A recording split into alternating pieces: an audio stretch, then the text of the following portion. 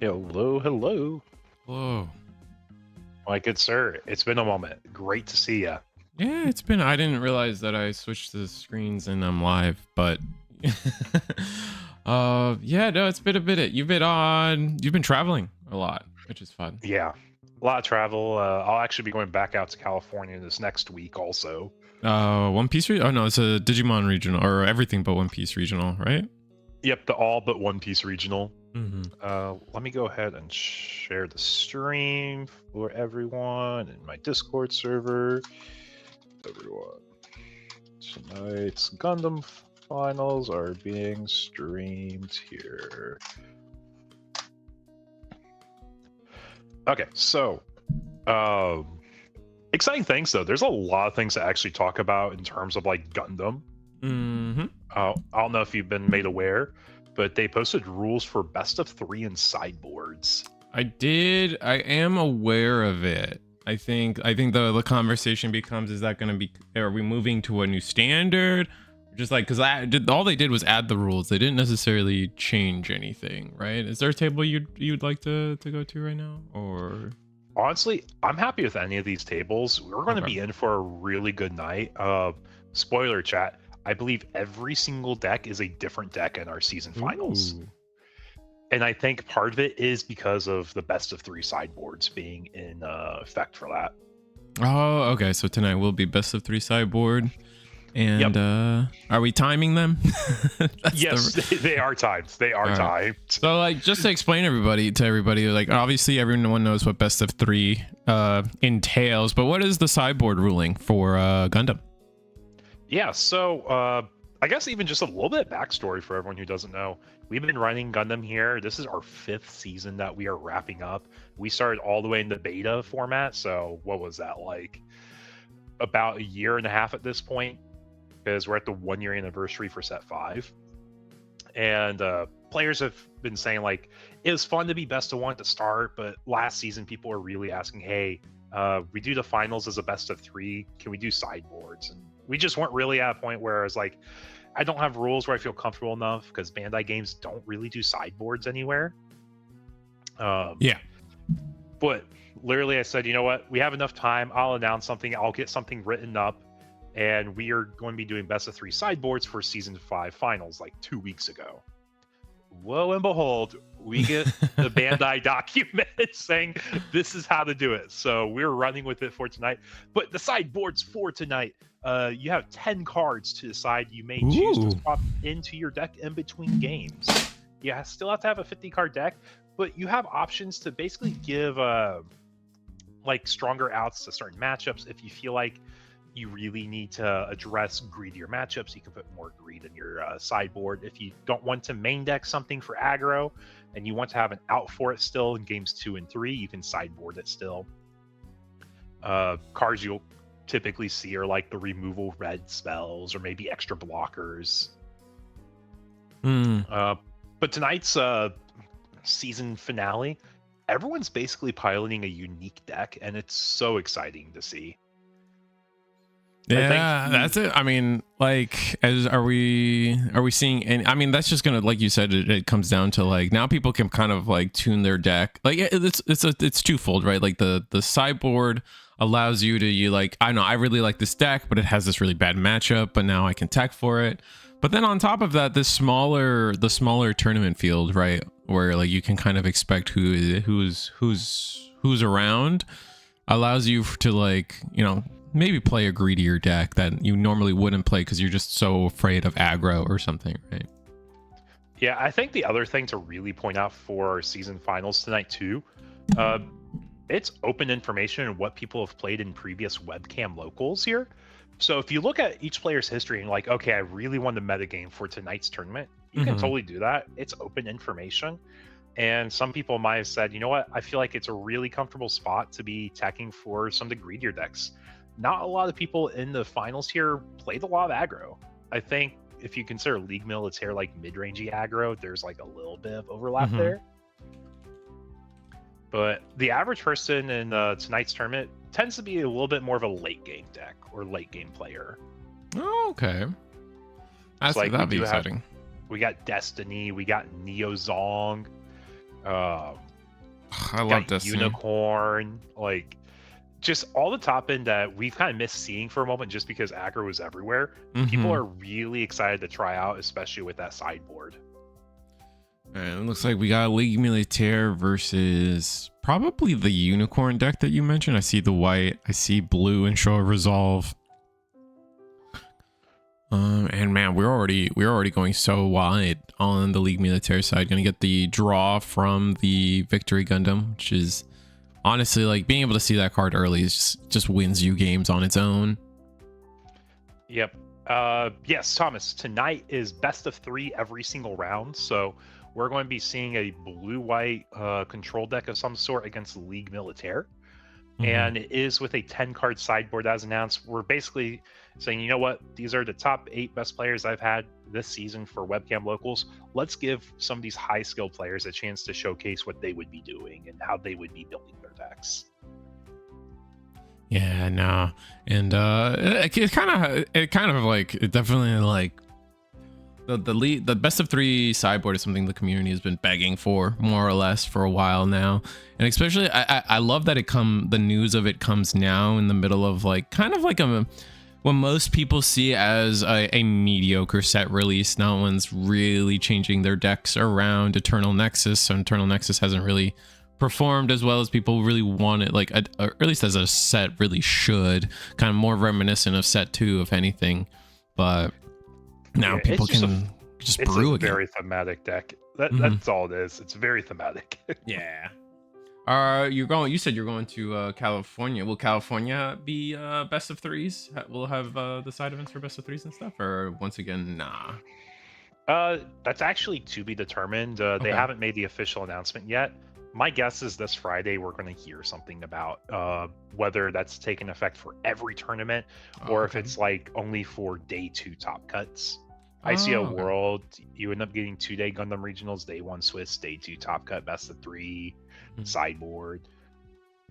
But we'll see. It's just something that it's kind of unprecedented for Bandai games besides Battle Spirits to have side decks. Doesn't Masters have a? I always thought Masters had a side deck. Maybe I'm crazy. Oh wait, you're right. It does.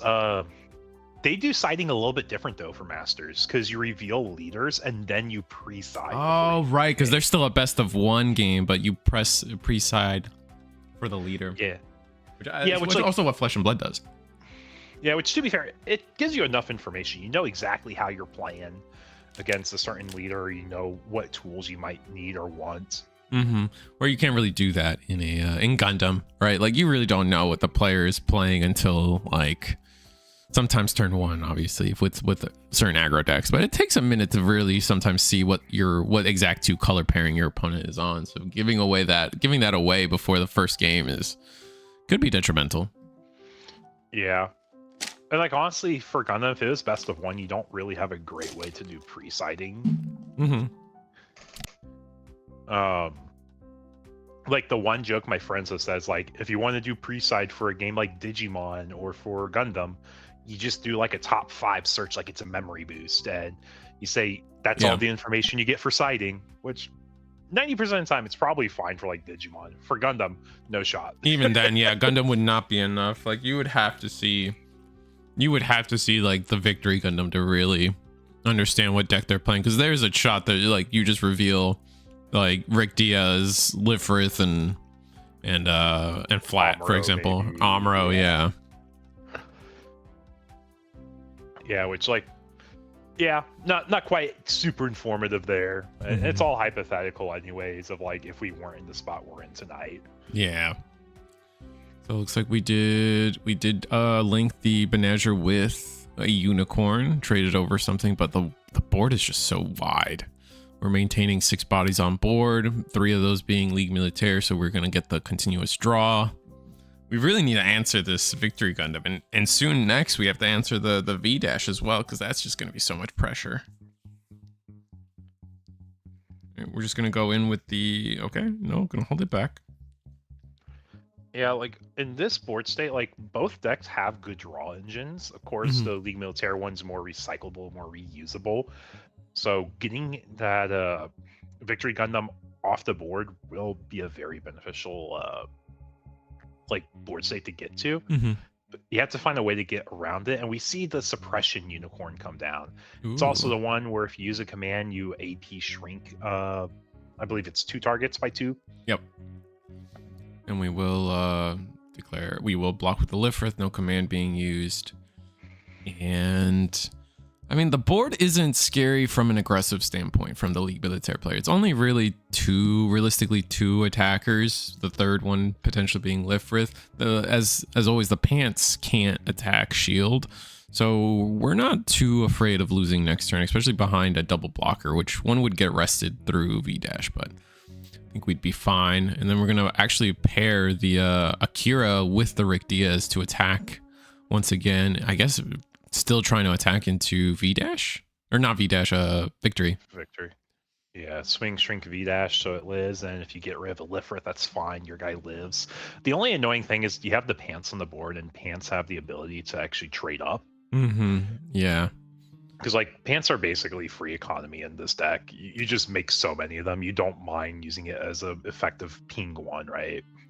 Right, and now we'll be able to, we're just going to get, like, this Victory Dash Gundam, I think, has gotten us 3 draws. I think by that merit by itself is, like, game ending, but we'll see. All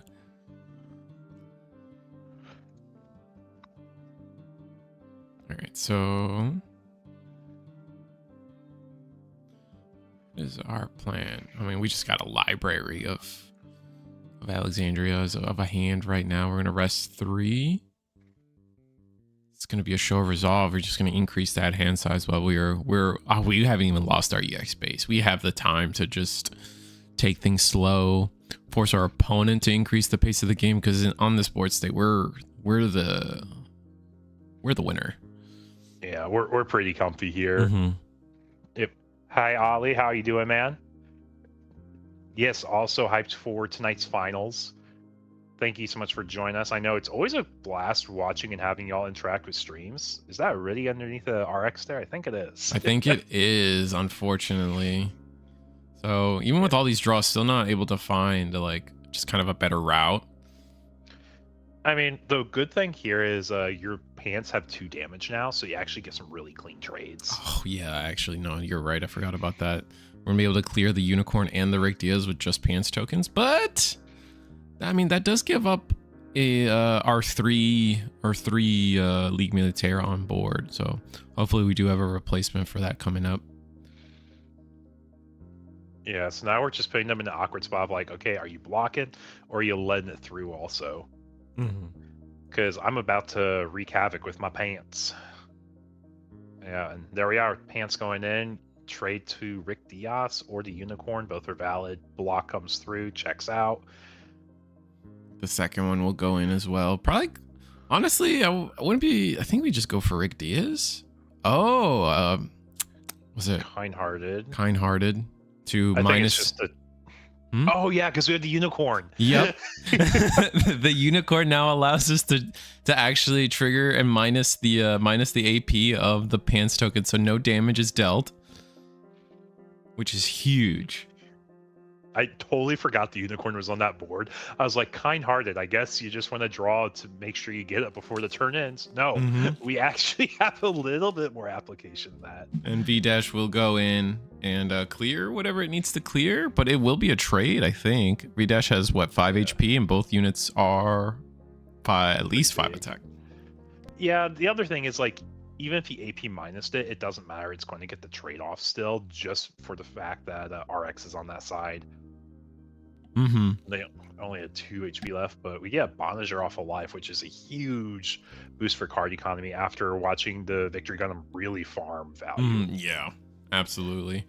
And now we'll see if like we're gonna actually use this Rick Diaz to try to. We finally can. I think the Rick Diaz is strong enough to 5 to 5, so we can finally get rid of this Victory and stop all the draws that have been happening. If we have like a show of resolve, we can actually have it live against the attack too, because you have the Kira underneath. Oh yeah, and then on top of that, the Awaken. Yep, Awaken shrink and then Kira shrink.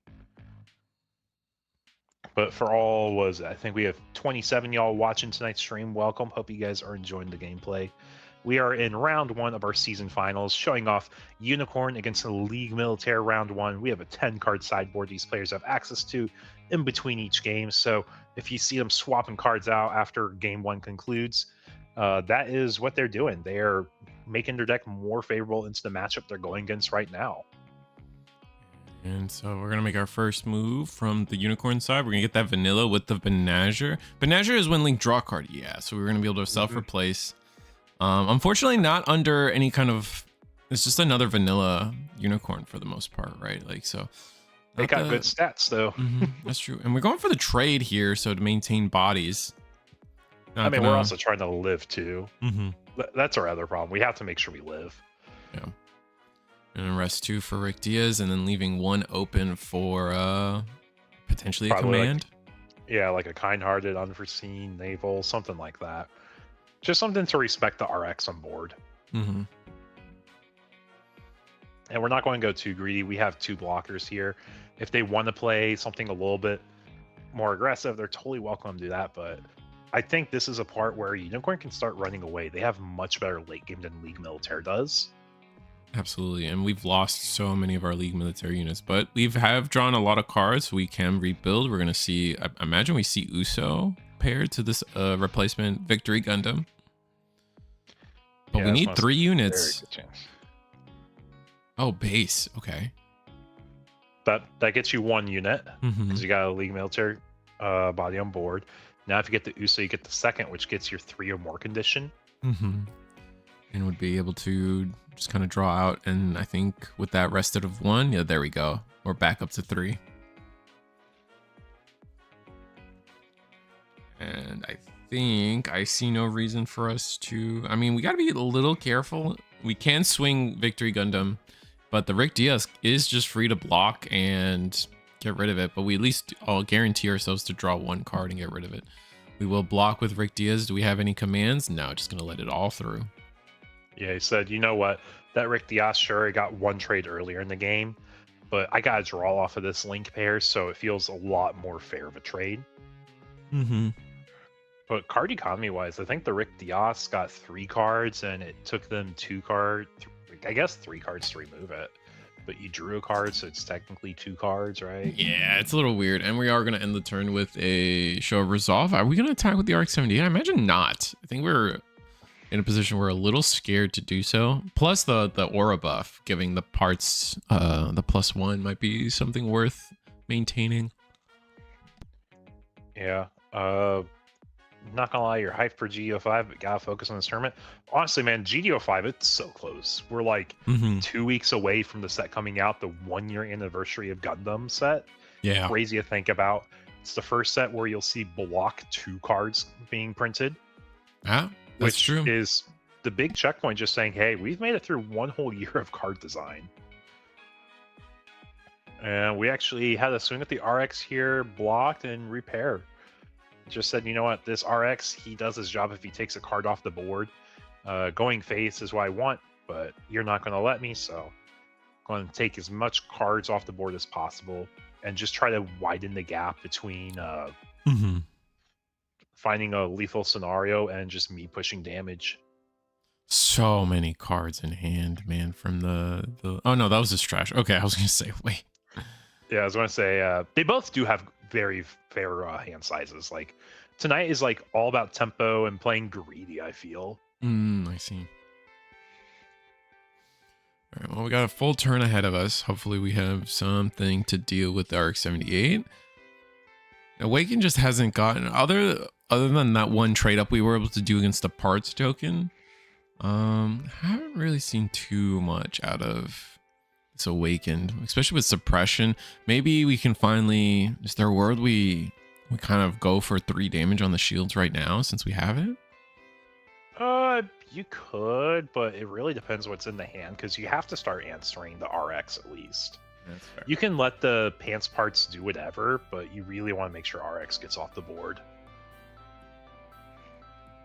Especially if you have no more blockers in hand. So right, we're seeing the first swing come out.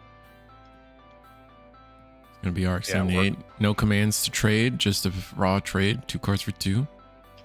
Yeah, got the draw from the Bonjour at least, so... It didn't cost you a card out of hand as much.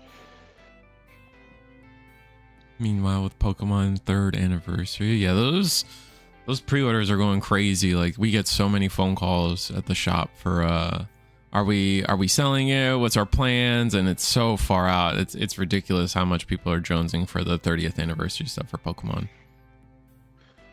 Yeah. I mean, to be fair, people are pretty invested into GDO5 also. Mm-hmm. I know the main thing for me is there's 5 LR++ that I have to chase now in the set. Oh, wow. And I'm yet to pull one in a hot moment. Like, I pulled a Zong right after I bought, like, a Zong. I'm like, okay, cool. But I'm just hoping I get at least one in my case this next set. But both players establishing boards still. One thing that's going to come up in this matchup is I can't remember if it's a victory or the V-Dash that rests a League military unit to rest a 4 HP or less unit. That's Dash. Side. That's Dash? Okay. We can tap any of these blockers that have no pilots underneath. So we'll just have to see. I mean, I would like to see, I'm hoping that we start drawing into some of the top end of the Unicorn Gundam, right? Because there's still more to be seen, right? Are we still... What is our top end just Awakened? I would say it probably is, because you have to really build around Awaken if you're building around it. There's a second Awaken coming down. We're building around Awaken. We have 2 on the board. We have Kind-Hearted in the deck. We have Awaken on the board. If anything else comes out that would be like a surprise factor, it would probably be a Riddy with the whatchamacallit, the Norn. But I don't think we're going to see that. There's too many white cards in this deck to emphasize the blue exiling. All right, so we got 2 blockers. We got a... we're just going to link or pair a Banagher to giving up on the draw. Yeah, we could have rushed with the other Unicorn and draw a card, but said, you know what, I think removing a body off the board is going to serve me better. And I think you just get rid of a parts token, something that's not replaceable. Yeah. Resting 1. I think everything has like some merit. I always like bouncing to level 2 cost blockers because they can't swing face. And like it always feels like a dead card in hands, like my idea on paper. I think the one thing we're kind of scared of too as the Unicorn player at the top is we're scared of a Norn coming down against us. They have a big trash built up, so if we overextend, we could lose on the spot if we push too much. What is this, Site 7? I always forget the name. Devow. That's Devow. Yeah, it's the base from the She Gundam series. Okay. Yeah, repairs 2. You see it played in the O more than anything. Sometimes you see it with like a low-level Earth aggro, or not Earth aggro, but like Earth mid-range decks with like Delta Plus and RX just to like help the survivability of your units. But we're leaving 2 open. That tells me we probably have some commands on our side. So even if they're going all out, 78 comes down, resting the Silver Bullet. Yeah, 2 HP underneath Ale makes it not interactable right now. You can't use the V-Dash. You can't use Amuro. The only thing that could rest it is like the Junkies pilot, I think, right now, because it rests anything with blocker. But you're not playing that in this deck. There's no shot. I'm gonna attack V-Dash Gundam, and if I'm League Militaire, I'm going for... Is there a world you go for shield here? I mean, you want to, but it's so scary when they have 2 unicorns and 2 resources up. And we actually exactly do that. We go for base. Swing V-Dash. I see no reason why we wouldn't attack into Silver Bullet. I think this is a spot where if you have a command, you gotta use it because we want to shrink this. We don't want our base to break. You're effectively negating the attack because you have so much AP reduction. Yeah. Oh, we are gonna block with Ale Strike.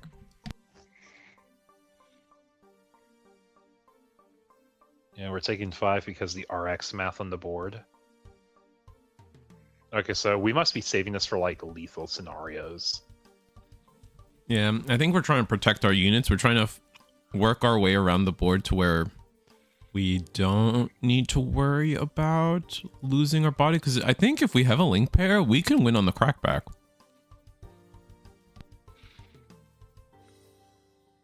Yeah, so there's 2 damage going in somewhere, probably going into that Ale Strike, just to finish it off. And this is where Kind-Hearted comes into play. Says, you know what, I'm going to preserve my Ale Strike. I'll replace the card in my hand, and you can go ahead and remove your parts token off the board. And you also AP minus a bunch of other things, 2 for each unicorn.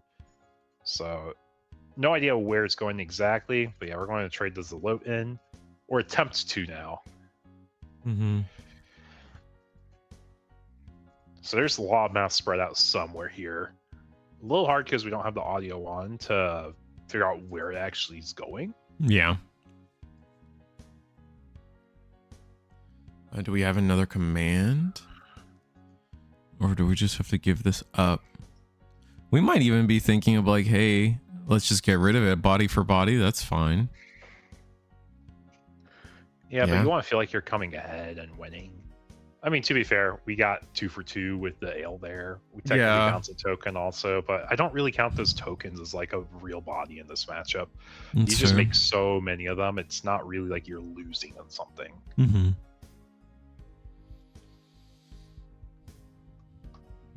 And from here, we rest 1. Another base.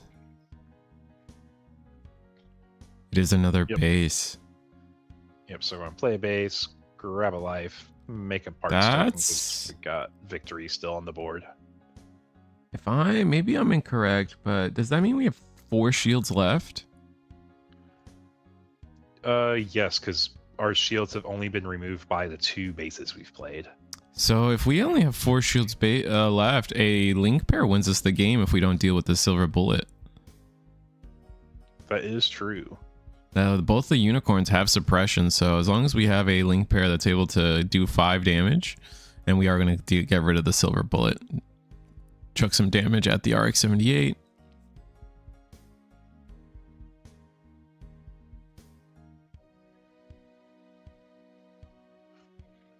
Oof, and another V-Dash Gundam. So all those draws from those victories adding up to the fact that we can lose a board and just immediately rebuild it.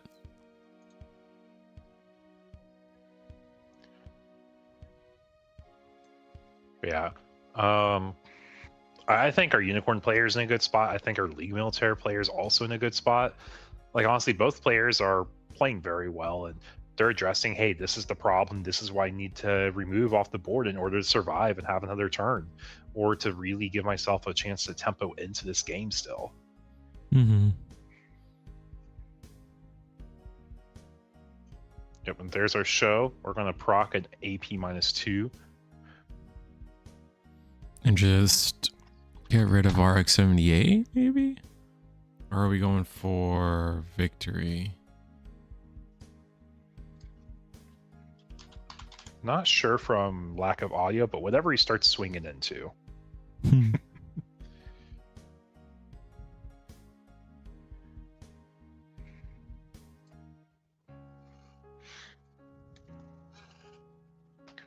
think we're out of blockers, unfortunately, though. We have to be careful. Looks like it all went on to the RX-78, so it's sitting at 1 damage. Or 1 AP. Oh, no, that's the damage it took from... Never mind. That's the damage it took from... the attack early. Trade. Yeah. And I bounced the parts token. Now I don't know if I agree. Maybe it would have been fine to get rid of the victory here. There's a world we just have enough AP minus and shrinking where we just said we're going to trade over everything on the board where it really doesn't matter, and we're in a comfortable enough spot. Yeah, we're taking 1 damage from that RX, so we definitely double shrink the RX. Then we have 2 resources open. It could be a devout heal, or it could be just saving resources for more commands in hand. So we do pass, show of resolve. Classic 1 damage. RX isn't that big, man. He just does 1 damage. That's all he does. It's not the best LR in a starter deck. No way. Impossible. Alright, so the V-Dash can attack, but its resting ability isn't really going to matter too much here. We are looking to attack somewhere. Is it going to... I think we're falling into a trap here. I think we're going to see a command pop out AP -2 on it and just lose a body. No, gonna lose it with the breach. Oh, that's rough. Maybe we just don't. We just ran out of commands. I mean, I think there's also a world you're just giving him a chance to trade out like 1 body and remove the board that you couldn't finish out. Ooh, and there's Norn comes in. The Norn I was telling you about. That's why you don't want to overextend in this matchup. Oh, and there we go. What is that? Unforeseen. -3 AP, Huge. -2 AP, -2 AP. You just got -7 AP. Right, and then we do. It doesn't matter. And we just where pass, you yeah. Doesn't matter where. If you're swinging shields, guess what? You have -1 AP. Or -2 AP. If you're swinging at my unit, it's fine. -2 AP. It doesn't heal, crazy. but the AP gets set to 0 once it goes negative. That was a big command to be saving there, especially with 2 of these unicorns up. Yeah. Now you have to be curious, like, what other cards are in his hand that he's absolutely saving until he has to use it. All right, another Ale Strike comes in. Perfect Strike comes in. Lifrith comes in. 1 resource up. Now you're scared of 1 resource. Yeah. 1 card though. 1 card. 1 card in hand from Unicorn. Next turn is going to be the all-out turn, so we have to see our Pants player really have something.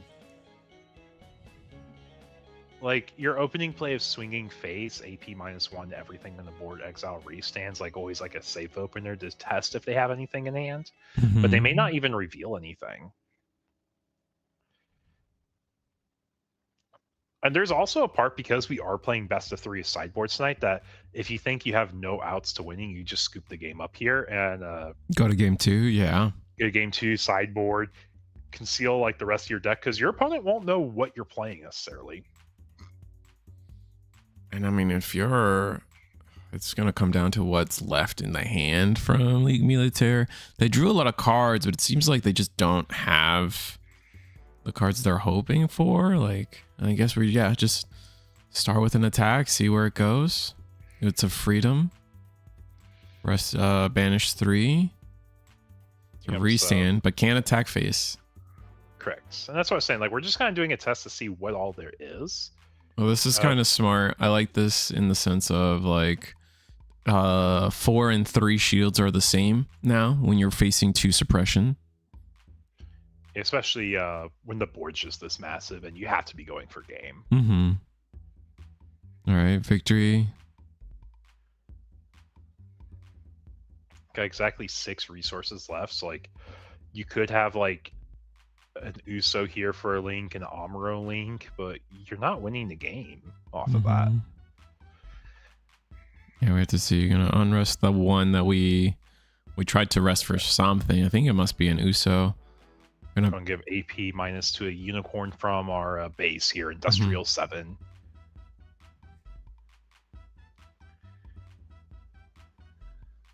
All right, there's our another base. Oh, this is risky. So we're trying to go for game, or we're trying to do some damage to the board, because now going from 3 to 2 is kind of bad.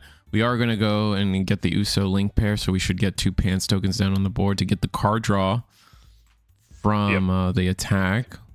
Just made it one swoop motion to get both the tokens. He's like, I know I'm getting them both. Just give me a second here. Swing and a draw again. How many cards have... We're getting close to decking out. It's hilarious, actually. Yeah. And in Gundam, if it comes up, like, you do just immediately lose the second you hit 0 cards, right? That is correct.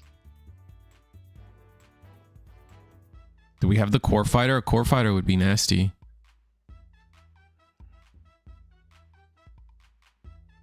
No, RX-78. Another Oh, did we just pass? All right, let's see. Do we have a way? Because we just win on board. So it's going to be up to... It's just going to be up to if anyone has commands in their hand or a last base or a last shield and base or something.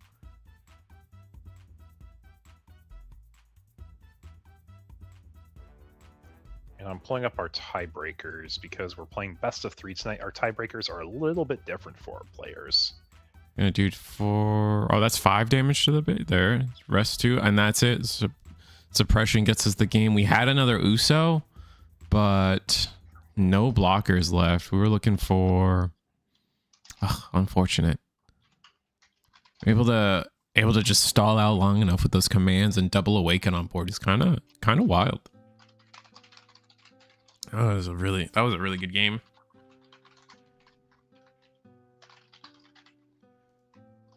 Let's bring back something I haven't used in a long time, but J Shadow is the winner of game 1. Look at that. Yeah, just barely taking it. We're going to our 10 card sideboard now. Players trying to determine what are the tools I need to address this matchup. Because, yeah, it was looking rough. It was looking very grim. Mm-hmm. For all 41 players joining us tonight, welcome. Hope you guys are enjoying the content. And tonight's stream for our Season 5 finals for Gundam. It's insane to think that we are on our 5th season going into our 5th set in like 2 weeks also. But yeah, so we're going through. We got our 10 cards to the side, and we're figuring out what are we putting in. We just watched what our opponent was playing against us, and we might have some better tools to put into our deck. And I have everyone's sideboards. You will see everything posted on Eggman events. Mm-hmm. Limitless doesn't support sideboards for Gundam in particular. So because I made this tournament under Gundam, there's no option to add sideboards. So I had to have DM submissions on those. It's 8 people. It's a lot more manageable than like 16 or up finals. Yeah. So I mean, it's an open deck list for everybody, right? So what are we looking at for the League Militaire? Oh, it's closed? They're not. They don't know what each other are playing. Okay, my bad.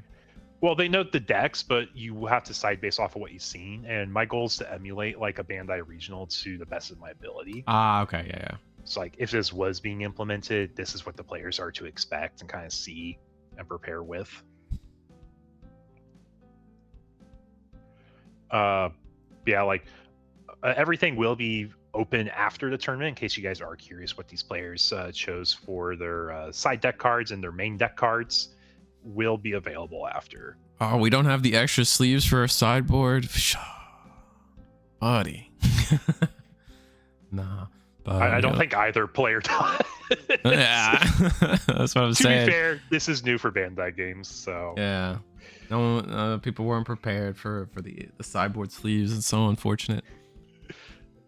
Yeah, like if you're playing a game in the future though, like and sideboards are a main state, how often do you have to like swap out your entire deck sleeves? Because like obviously your side deck sleeves aren't going to be as worn in as your main deck sleeves, right? That's true. I don't know. I think I'm the kind of person that probably would play it safe, especially if we're talking about a local. I probably don't care. But if we're talking about like a regional or something important, I'm swapping everything all at once. Like there's no. We'll make sure every sleeve is from the same pack. You know what I'm saying? Yeah. That's the only thing. Yep. Mm-hmm.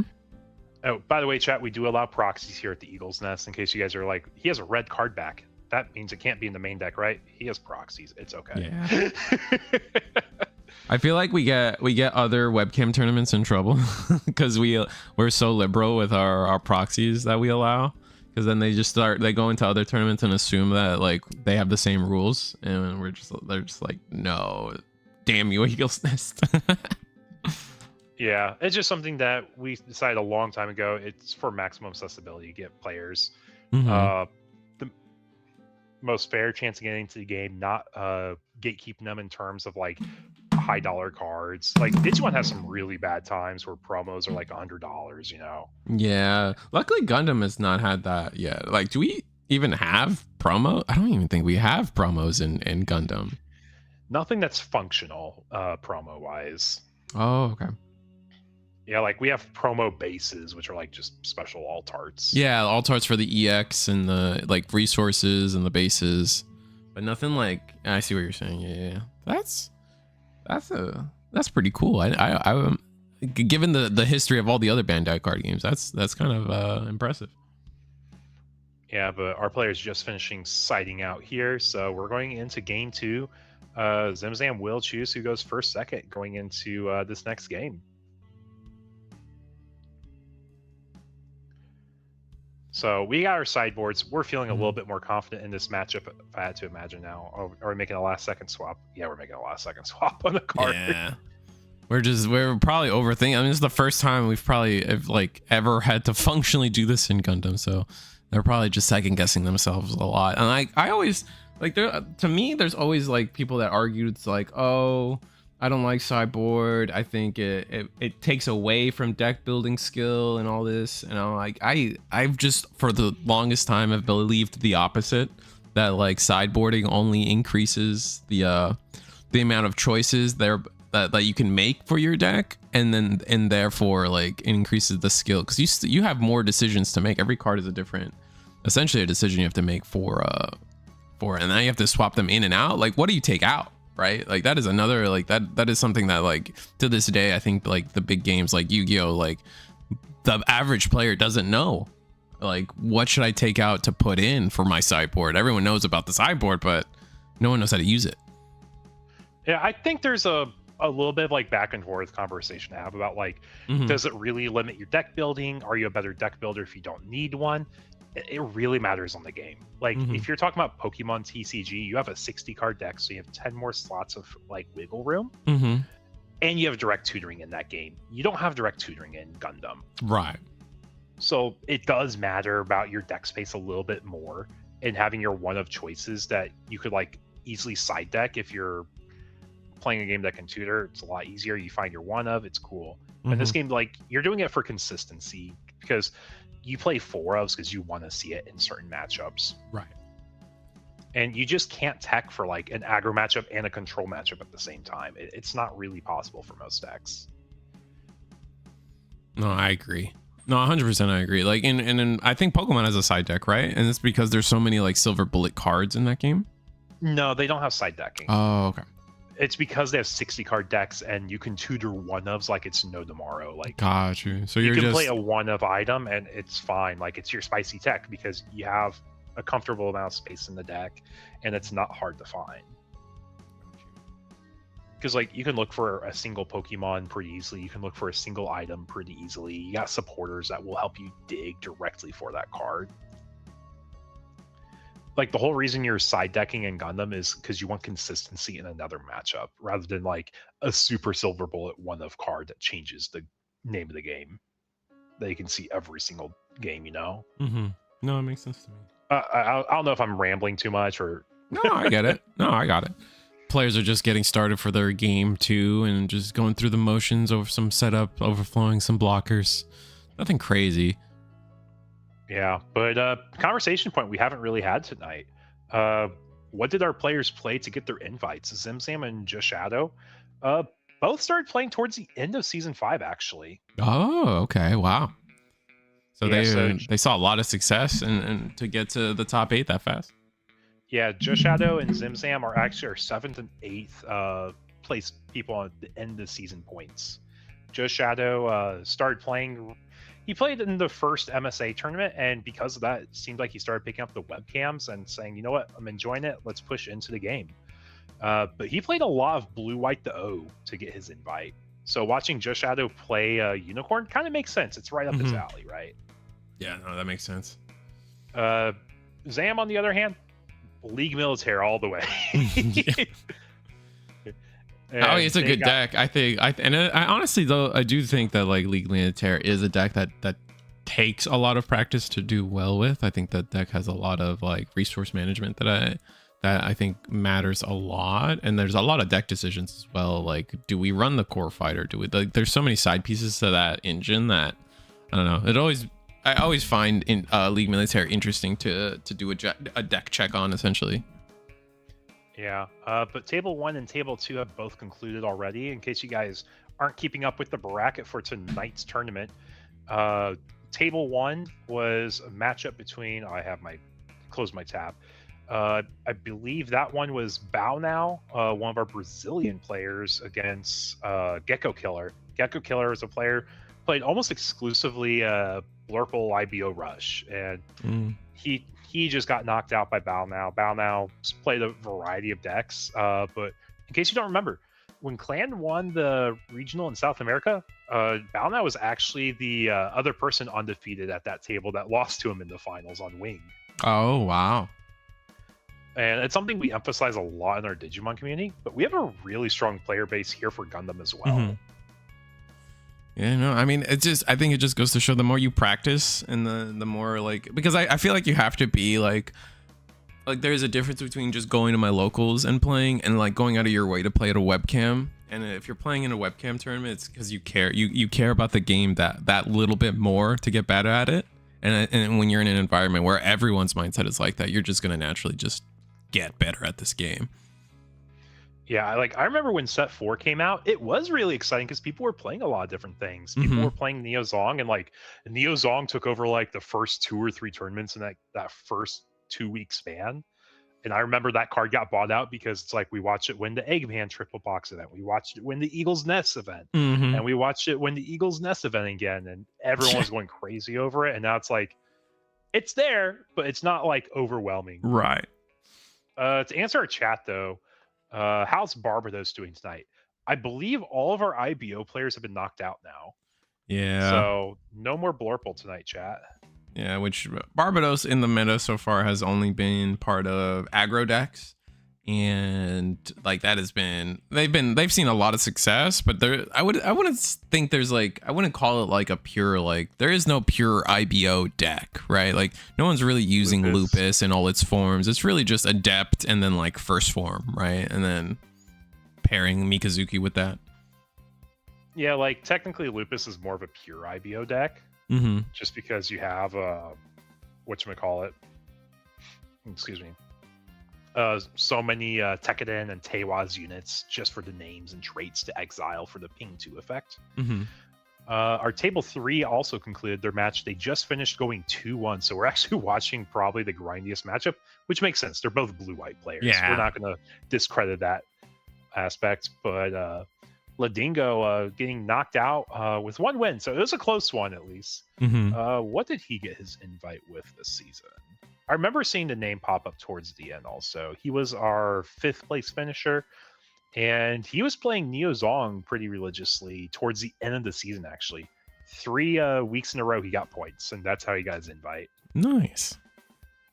Also a person that played an MSA local and then hopped on to WEBCAM pretty shortly after, too. Oh, that's awesome. Isn't there another MSA tournament coming up too while you're mentioning it? We had one on last week on Friday. Oh, was it like last Friday? LCQ, that's what it was. Okay. The 3rd. Yeah, it was like our LCQ. It was like our first and only event with EB01 before their finals. So if you wanted to play an EB01 deck, you could test it there, but that was it. But we're seeing the Norn come down pretty quickly this time. We're in a very different state. We're curving out with blockers. We have a healthy amount of shields, and we're going to really leave it up to our League Militaire player to start punching in damage and make those trades and decisions. Ooh, a kind-hearted comes burst. Out. Fun fact: we get a proc our unicorn here and give AP -2 to something. Oh wow! Because you activate the main effect as the burst.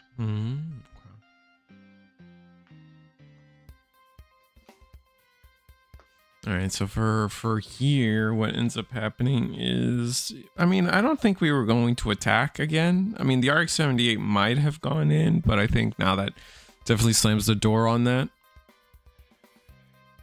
I wouldn't be wanting to attack with a 3 or 4 AP unit. Oh, we are?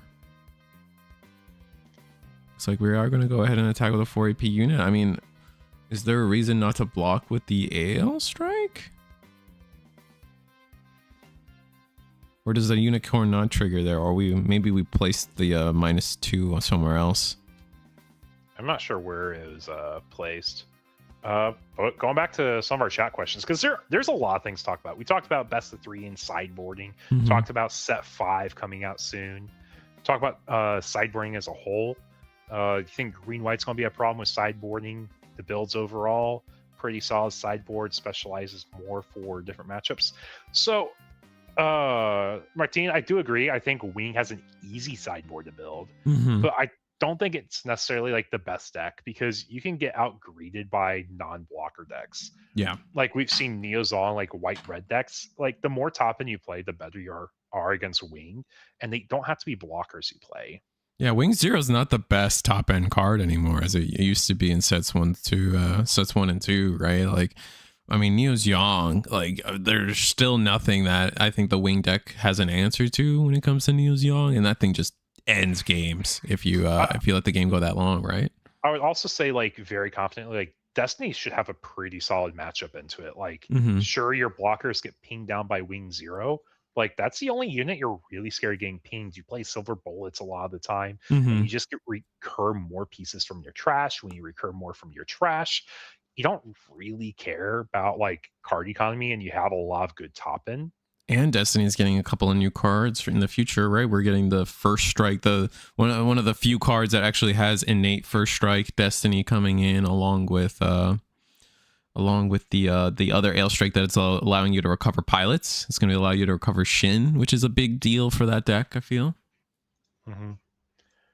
Yeah, but I'm not saying like it's a bad deck. I just don't think it's the pick just because sideboards exist. It definitely, like, every deck gets better, but you can also argue like the high tier 1 the better decks just get better too. Yeah, because that's what happened in Digimon. Like, your tier 1 blue hybrid deck became tier 0 because you had sideboards. Because you can answer the only deck that was a Silver Bullet in terms of like matchups. Yeah. But the other conversation piece that chat asked us, thoughts on ban lists? Any predictions? Because July 10th, they announced we're reviewing the limited restricted lists based off of recent tournament results. I don't know what they'd hit, right? Like, it's hard, chat. It really is. Because if you ask me, like, what's going to happen, like, my brain's trying to bucket.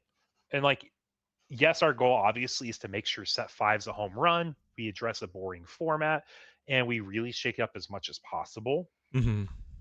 I think if you ask me what's the likelihood, let's just like list all the options out. Right. And I'll even ask you this too, Risu, for the conversation piece. What do you think the odds are that they are restricting how many level 1 2/2s into deck? Oh, 0.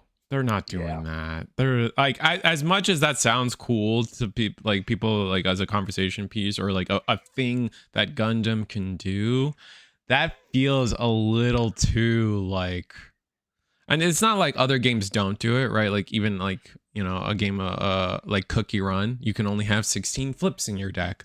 UA, you can only have 4 specials and 4 color triggers, so it's not unheard of. Super combos. Super combos, yeah. Those are written on the card though, so that's a little different. Yeah, but, and like I think if that happens, it's like saying, "Hey, we made a mistake designing the game, and this is our best solution to it now." I just don't see them doing that. Like, if you know what, if I'm wrong, I'm wrong. I'm not. It's like it's not an opinion that I'm like gonna defend to the death or whatever. I just don't see Bandai doing that. And I agree. Like, I've been in the Spear for 5 years, and I've watched how they address every game. I don't think it's likely. Like, I'm not going to say 0% because Gundam was the first game to do semi-limits. Right. So, first game to go from best of 1 to best of 3, or potentially. Yeah, I think it's like a 1% chance that they end up doing like a weenie pair restriction. I don't see it happening. Or a weenie max cap, like a cap on weenies. Yeah. Next thing that I would also put in the same bucket of so unlikely is errating a card, errating it to have a very different effect.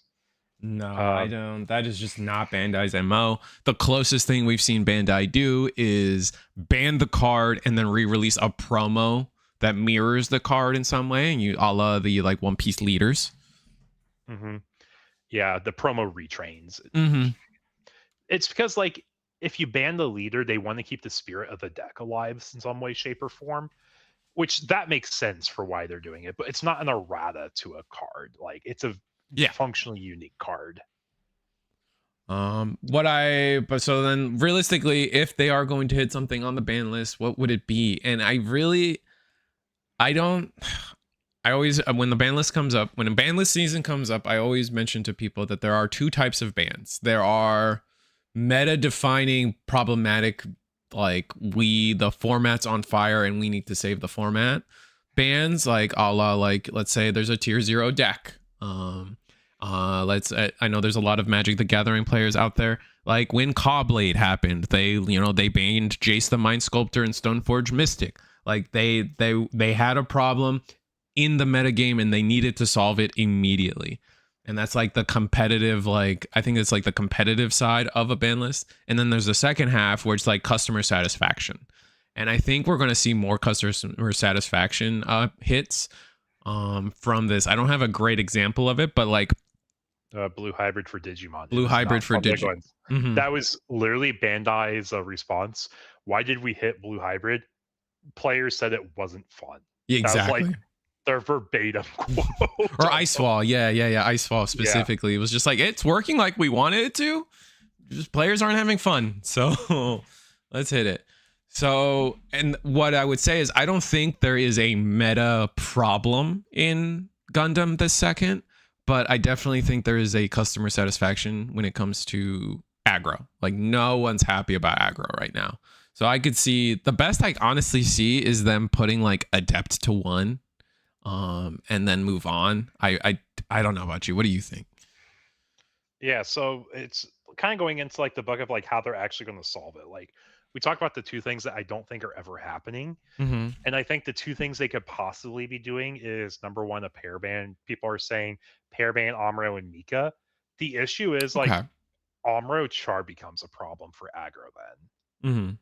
And we're saying, well, is Amuro the problem? Do we restrict it to 1?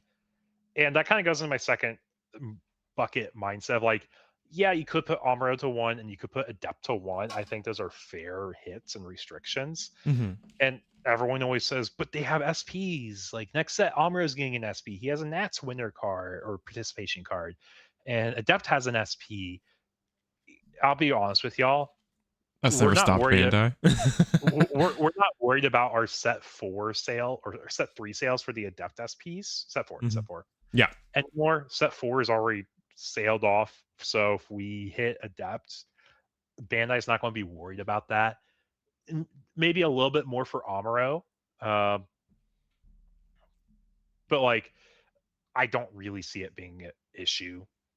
The new SPs are cool, but hey, it makes you only need 1 Amuro if they end up hitting Amuro the 1. Mm-hmm. And I think realistically, that's like the direction that would make more sense to me is if you hit Amuro and Adept to 1, because Amuro hitting it addresses the 1-year war aggro, like Uma Bunga high roll feel, and along with Adept hitting like the consistency of like removing more bodies that's unconditional. Yeah. I can agree with that. The pair ban, I could see it happening, but I also think it's really against the spirit of like what they want you to do in deck design and deck building. And so early in the game, a pair ban. Yeah. I mean, like Digimon had one after like 13 or so sets, but I think it was around the first time we even saw something like a pair ban. We didn't even think that was possible until they did it finally.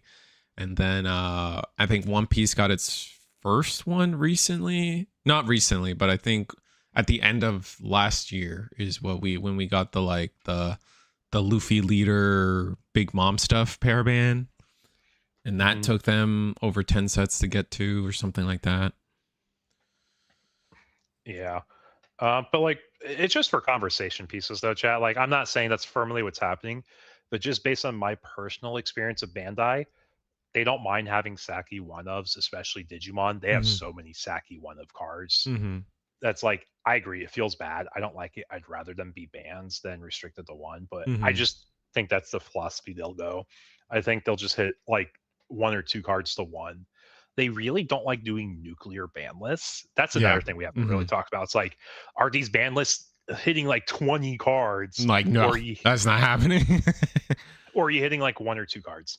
The biggest ban list I think we have seen was for Digimon, and they hit like 8 cards because it's almost like it's getting close to a year since they hit something. Yeah.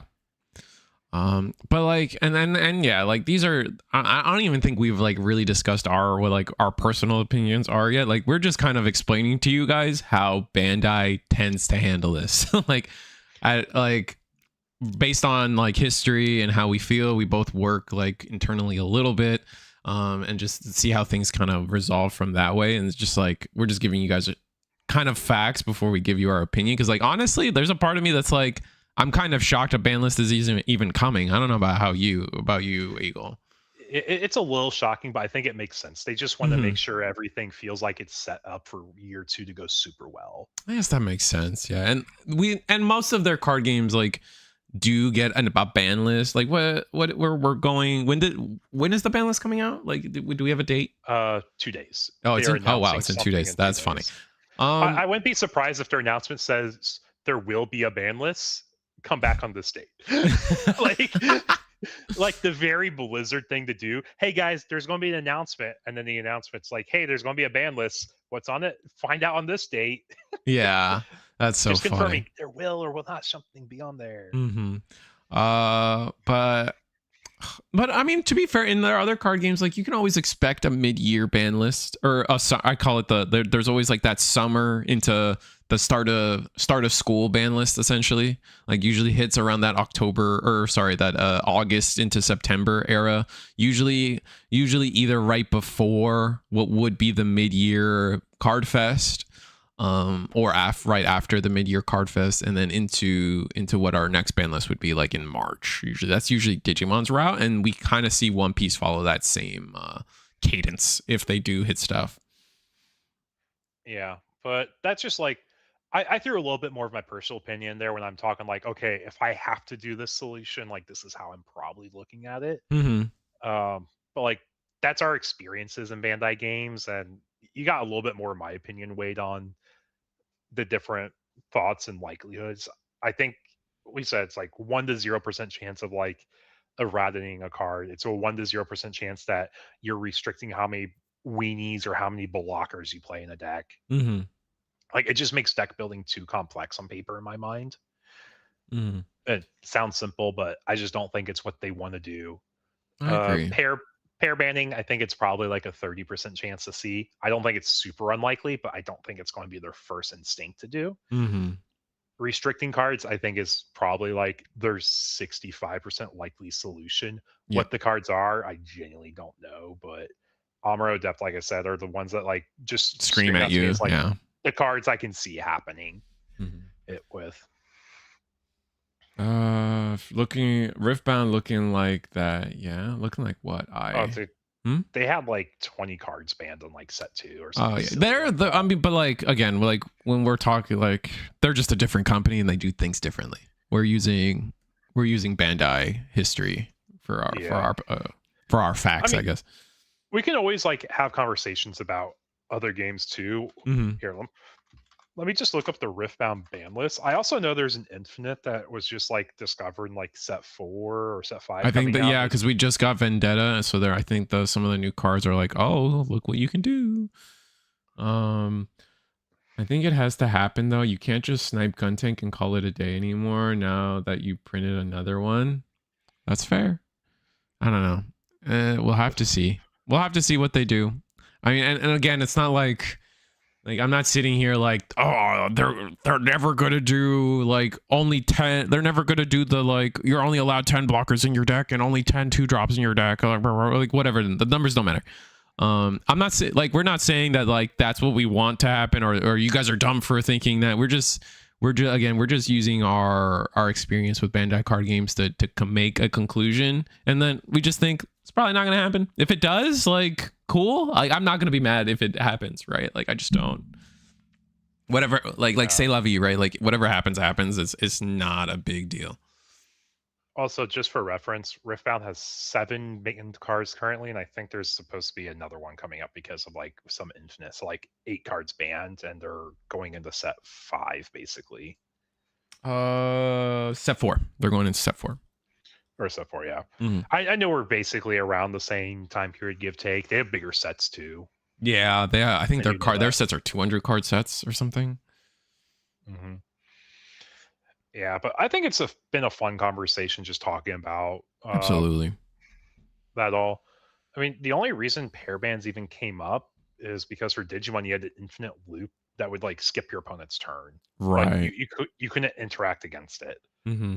And like they didn't want to like ban either card because like both cards were like, you know, like they were part of their decks and like they were fine when you like when used as intended. So it was only the combination of the cards that really like broke things. So they just got rid of the combination of cards. Yeah. Yeah, you can win any game without seeing a certain card, even though it's like insane, busted, limited band. Like decks can still function without some of them, unless it's like a combo piece, I guess. That's like your main combo enabler. But like that's conversation aside. Mm-hmm. Yeah, this unicorn's been putting in work though. I will say that. Oh yeah. I I mean, I will point think out. we might be get close to League Militaire winning this game outright though. We're getting so close. We got another Pans token down.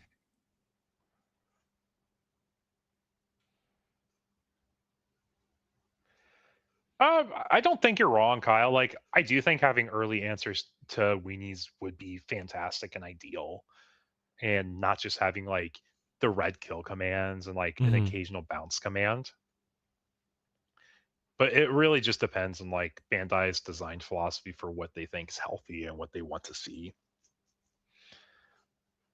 Because like a lot of time, if you're on level 4, you're not always shotgunning the Amuro RX link unless like you really need to pump up weenie damage. You'd rather develop the more bodies, like you're saying. So it makes sense, and I understand entirely what you're saying. Yeah, unit vomit. That's what 24 weenies basically is. All But right. yeah, So looks like we got a bunch of unicorns. yep. Oh, I think I'll let them know they're in overtime. Mm-hmm. Oh, Okay. they're in overtime. Oh, this is game 2 too. Yeah. Oof. Actually, with that said, I will be right back, chat. Eagle will be here though.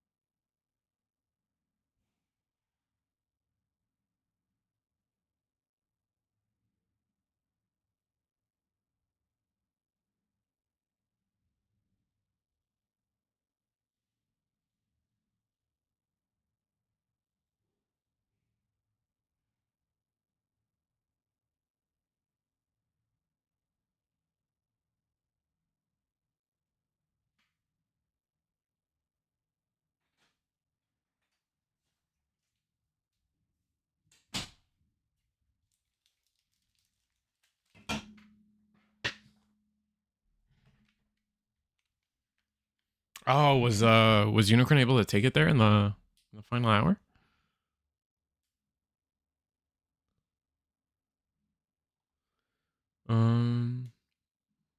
Rim?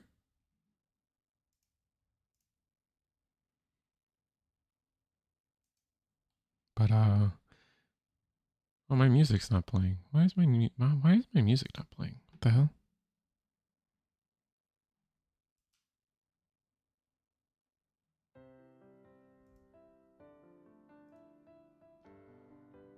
Timeout win? Maybe, but they were in overtime.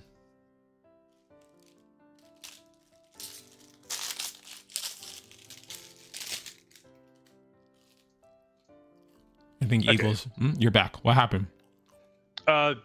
Because of how tiebreakers work in Gundam, the first thing you do is figure out who's won the most games. And because we had a win for game 1 and we're in the middle of game 2, you have a winner of the best of 3. Because if you end up playing turns and the other person wins, then it's 1-1. And you don't have a tiebreaker to go from there. So Bandai's first thing to do, in like even One Piece, is to check who won game 1 or what the set is record wise. The second you go to time before you even try to do turns. Exactly. Like if it's 1-1, then you continue playing the game for the turns like you normally do. Yeah. But if you already have a winner based off of games, you go off of that. But I'm giving folks just a moment before I pair next round. I'm also making sure that our folks get dropped. That lost round one also.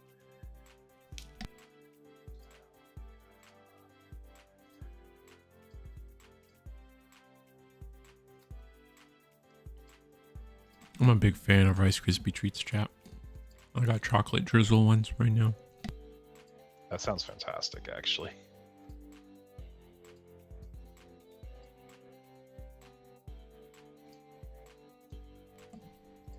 That's the only issue with best of 3 control decks in Gundam can get quite grindy. That's fair. And I think that was our concern in set 1, and then going into set 2 and 3 where like aggro was like so good. We lost that concern, but it is something that we have to start thinking about again, especially with the extra time to sideboard.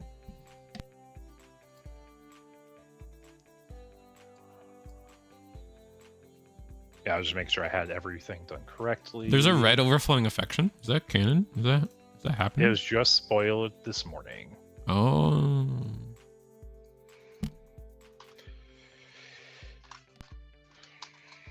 Was it? Well, I see it as a zombie. Oh, I see it now. Wait, no. Oh, airframe seizure. Discard 1, draw 2. Okay. And round 2 pairings are up. Nice. I say we hop to table 1 here. All right, we're going to table 1. This top. There's 4 players left, right? Yep, top 4 now. Yeah, for anyone curious, like they had total of, I put 67 minutes on the clock. I give an extra 2 just so you can find your table because it's online. It might come up, it might happen. And then on top of that, you have the extra 5, like 5 because it's on WEBCAM. Because that's basically what Bandai does every single time. You get 5 extra minutes, 60 minutes for a best of 3. It just happens sometimes. Yeah, I can see it. I believe it will happen pretty firmly. Like you will see best of 3 introduced more. But it's just going to be a learning curve too for a lot of players. Because in Pokemon, like you have to scoop in the middle of like a game 1 or 2 if you're just in the unwinnable spot. Yeah. Yeah, no, definitely playing the timer is a skill that I think in Bandai games only Digimon players know. I don't think even most of them know how. Like, yeah, no, that's fair. Should and do are, I guess, 2 different words. Yeah. But that being said, that's funny. Yeah, here at table 1, we're going to be showcasing Bow Now against S Dot. Ooh, S Dot. Zeon is patented. Is S Dot on Wing or is he on Minerva Squad? Those have been his big 2. And we'll see here shortly, though. I'm excited. Nice. I think this is going to be a fun one to watch. When I say fun one, I'm talking about like board interactions that just make me smile. All right, well, we're gonna have to see what happens. Where are we at? I gotta change their names.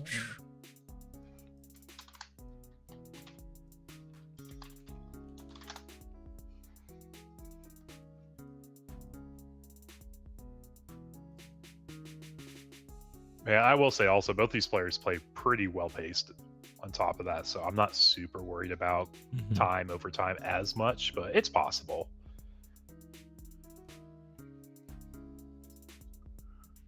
I want to take a quick peek at table 2 also. I hope he's on Missouri. I hope he's on Minerva. I love watching it. Same, honestly. Both decks that require some thinking to get the best trades possible, to be honest. I am low. It's because players are used to 30 minutes for a whole game. MTG has best of 3 sideboard and control deck mirrors, and even then, only specific super grinding control went to time. That comes with practice. I think like to Eagle, what Eagle's point was, right? It just comes with time. Players will get better at it. Both are decks that require thinking to get the best possible trades. It'll take a while for players to get rid of their habits of taking too much time during their turns. Yeah, I mean, even in set one, it was adjustment for a lot of players, and now we're adding double the time but triple the matches essentially, or triple the games.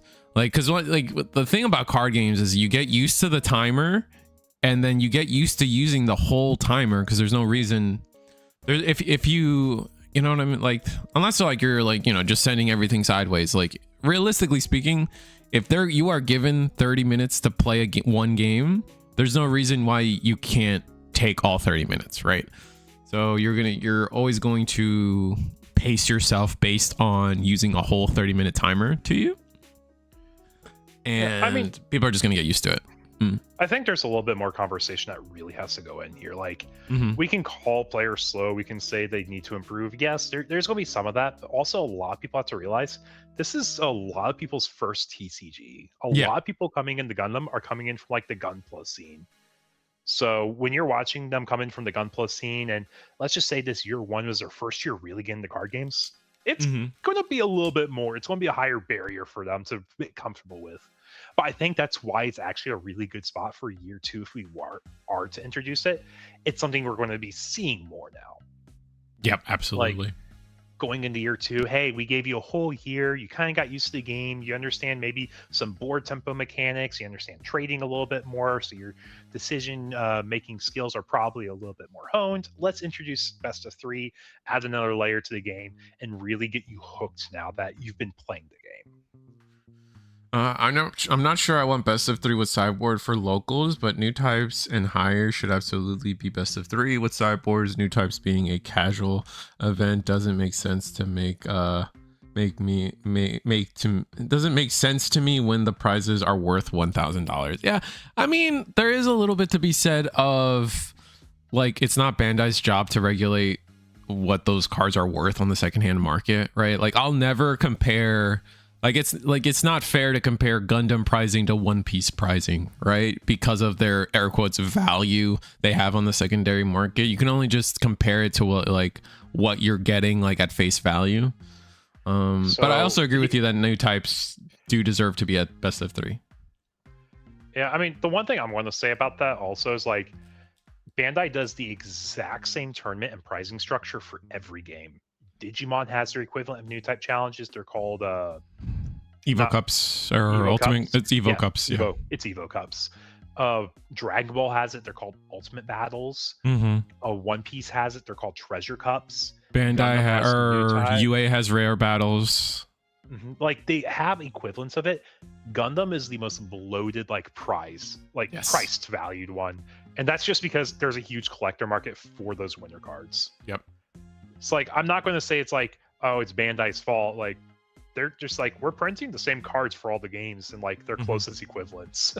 Yeah. So like, we're really not trying to like make y'all feel weird about it, but now it's been like a year and it's consistently been super high value.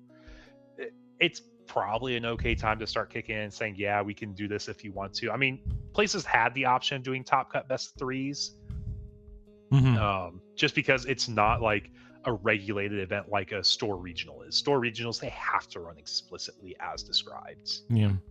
I'm good. My locals start at 5:30, so I'm good without best of three for locals. See, I'm the opposite. My locals start for Digimon, and if like, even if I played Gundam locally a lot, my locals would start at 7, and I'm happy staying there till 11:30. When I show up, man, I show up to play. So like the idea that like people show up and then like don't want to play or like play a lot, I don't know. That's always like, I'm just disconnected from a lot of you guys when it comes to that kind of thing, I guess. But I will say that like, it's just like Bandai isn't forcing anybody to go to best of three for their locals. Like, it is just going to strictly be up to your guys' local scene to decide what you guys are going to do. Bandai like gives you the freedom to do that. So just because the official regionals will be best of three does not mean your local scene has to be best of three. Yep. And chat was wondering, like, are we going to see S. on Destiny? You see Minerva, you see Akira and Trash, you see an OA, you're probably going to see Destiny. Just the Minerva base alone screams that out to me. But we don't know what's on the other side with Bao now, what he's actually playing tonight. So really excited for that. Yeah, there you go, chat. It's Destiny. I do think as a whole, having like your special event that's like your super competitive one, like your new types, like your Evo Cups, like your Ultimate Battles is cool. I think it makes sense. It's great to have them. It gets people driving to come out to locals. But always having like an event like that every single week does get tiring for a while. And it's just nice to have your fun, casual best of one locals too. There's a spot for both of them.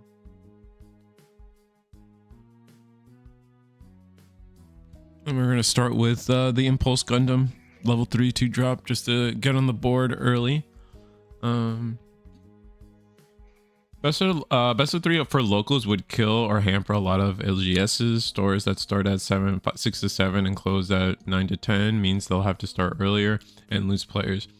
I mean, you could just play a little later. I don't know, maybe like, again, I'm so weird. Like my opinion just, I guess, shouldn't matter here, because I literally run the Digimon tournament at my store and we start at 7 and that junk doesn't end till like 11 p.m. and I'm fine. That's fine. It is what it is. You know, like I'm happy to do it. And the same with Riftbound. Our locals start at 7 and we're not out of there until like 11:30 ish, depending. And it's just, I don't know, man. So I'm just weird. So I get it. I mean, when I was in Texas, it never fazed me how late locals ran, really, especially on like Friday night. Like I expect Friday nights to be pretty long, late, and just having a good time. It was also like our big social thing to have those card game tournaments and just do something.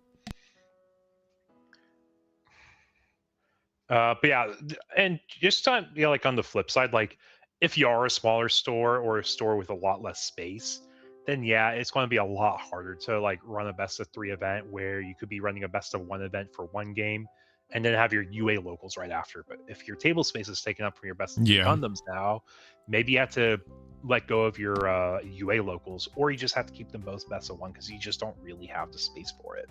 Yeah, and I don't think it's crazy. Like, again, I expect a lot of local scenes for their normal weekly locals to just remain best of 1. I don't see best of 3 happening for everybody. Like, if it's a super small player pool, I can see it being best of 3, but like, yeah, it's just what flavor makes most sense for each local. Yeah, like I'm telling you, because I'm like at our shop, we're literally, at least because we have a Saturday local, just gonna go to them and be like, what do you guys want? Like, do you guys want best of 3 or you guys want it to stay best of 1? And they're gonna make their choice, and then we're just gonna live by that. It's not a big deal. Yeah, we're seeing what looks like to be Kshatriya control on Bound outside. We're getting the value. We're getting rid of 2 of the what are they, baby sword impulses or both impulses. Yeah, I think it's 2 impulses gone. Yeah. And then we're going to see a ping on the Rick Diaz here. So it's really coming down to like, who's the late game beast here? Like Destiny that can keep drawing cards out of trash, or if we're playing full Kshatriya control with the Banshee that resets deck, who could draw more late game? You really have like a fun matchup dynamic here, especially when we get to the side decking. Like, how are we going to be side decking? Are we side decking more late game, or are we trying to rush them down or have more tools? Yeah, S. says, you know what? I don't mind. I got my blast to pick up my sword again, so just want to do that. Set my trash a little bit more.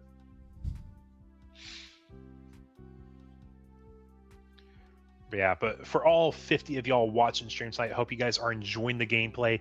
We're in our top 4 of our season finals right now. Here at Table 1, we have Destiny against Kshatriya or Merida control. What variant of red-blue control is it? We're going to find out here. I'm assuming it's red-blue, actually. I don't think we've only seen the red cards, but yeah, there's a good chance that it is red-blue control. We do see the Sananju, we do see close combat, so it actually could be Neo Zong still. Yeah. That's a possibility. Like, my mind when I see Merida, I always go to like it's red blue Merida ping, Banshee yeah, control, yeah, because that's why I played set once. Like, it's just native for me to think that.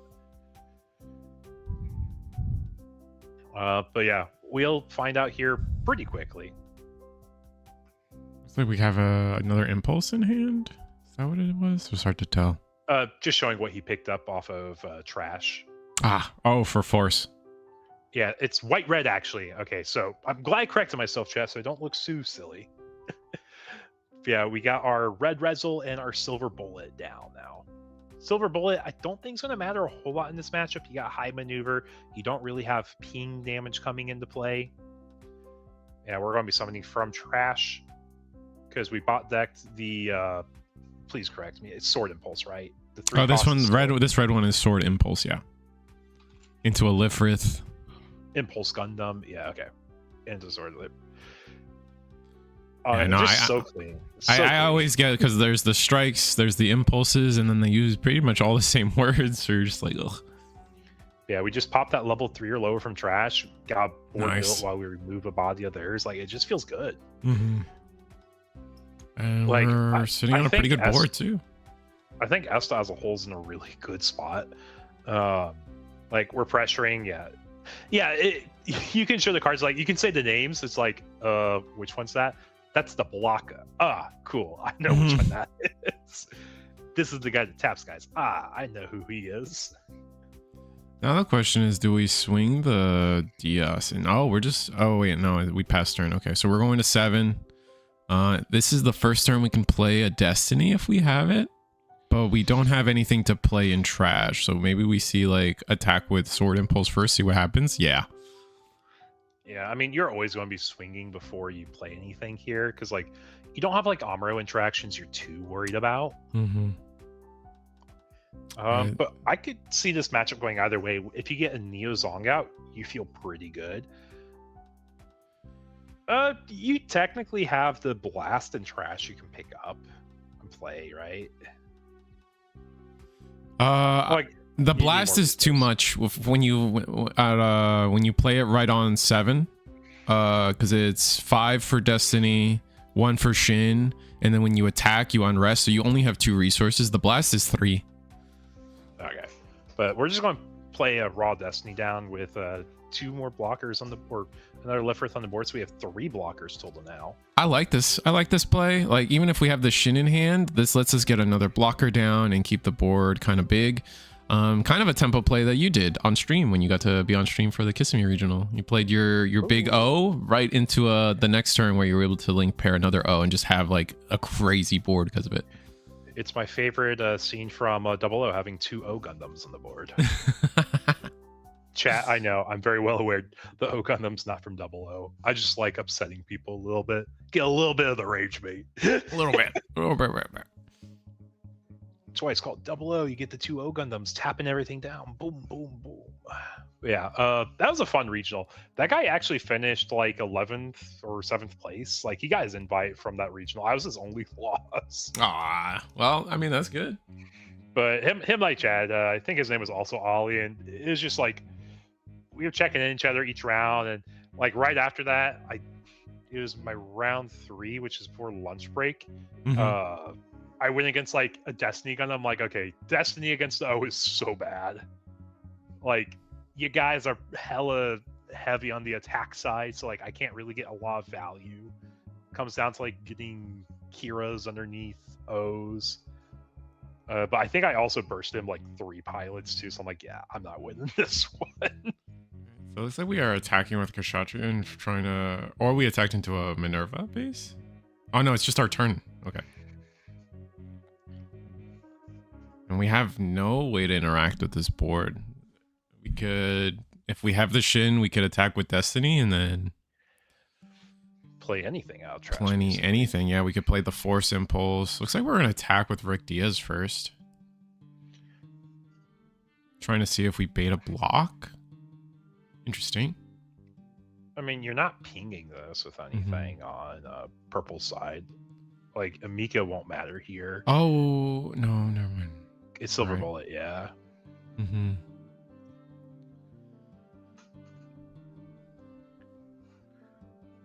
What is our plan? If we have the pilot, we could swing, play Force Impulse, or maybe Impulse, but nothing seems too great. Maybe we haven't seen it yet, but we do know S. does enjoy the was it Ray? The Ray Zaku? Oh yeah, we've seen that a couple times before, just testing it out.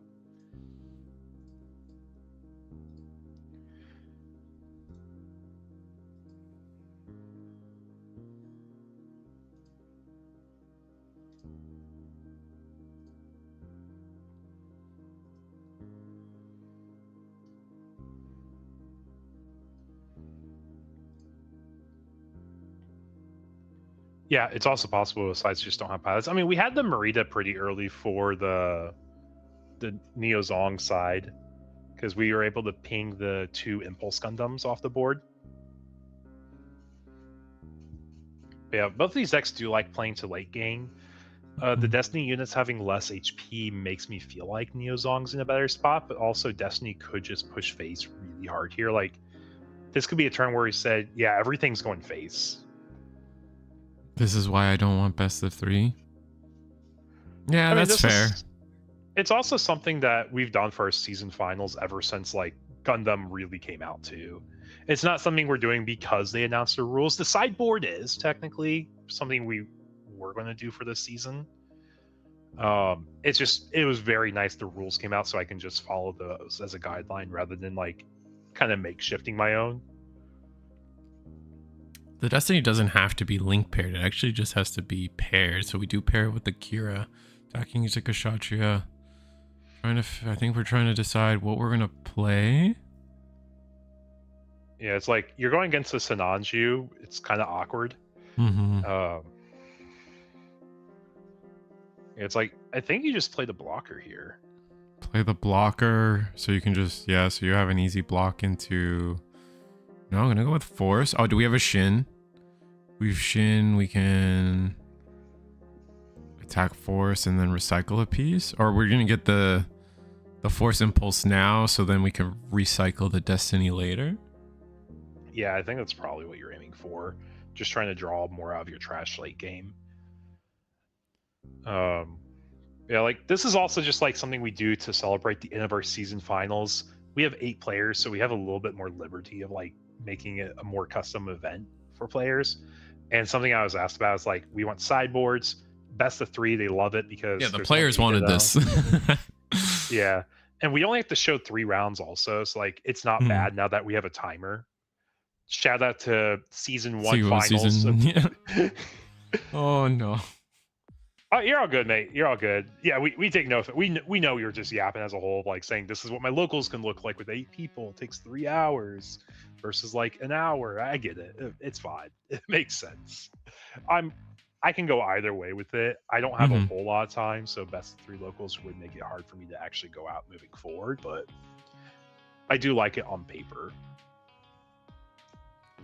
It looks like we got a Battle of Aces, get rid of the Destiny, which kind of was the plan, right? Like we prepped for this and just pass. Ooh, that's not great to see from our red-white player.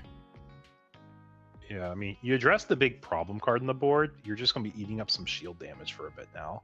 So we are going to start going aggressive where we sense blood in the water a little bit, so we're just going to go and start going into shields. What are we going to do with the rest of our hand, though? Yeah, could just take a turn, not do anything. I'll play another Lifrith, sure. And pass, yeah. I kind of like this. I think both players might have just awkward hands right now. Like, we're passing with so many resources up on both sides. At least they're doing it together. Yeah. You're not just staring at your opponent with like a hand of pilots as you're like punching them in the face. So now you're gonna go into shield. Yeah, that makes sense. Ooh, giving him the Shin. That sucks. 2 damage anywhere, sir. Where would you like it to go? Lifrith makes sense. The standing one at that. Oh, here comes Neozong. Oh, with full frontal. 3 damage from Neozong himself. That gets rid of Lifrith. No full frontal effects. Okay, so we're going to be sitting on the Neozong. I think we're also down to like 2 cards in hand also. We could be debating the full frontal effects. Okay, we're not. Just looking to try to attack into something. Attack into Lifrith. That gets us off lethal, but now, I mean, you just attack force into Neo's Young. And Get like back the your board's destiny. gone. Yeah, you have a Shin, so you get to play out stuff from trash right away, get a resource, but like you're sitting pretty comfy.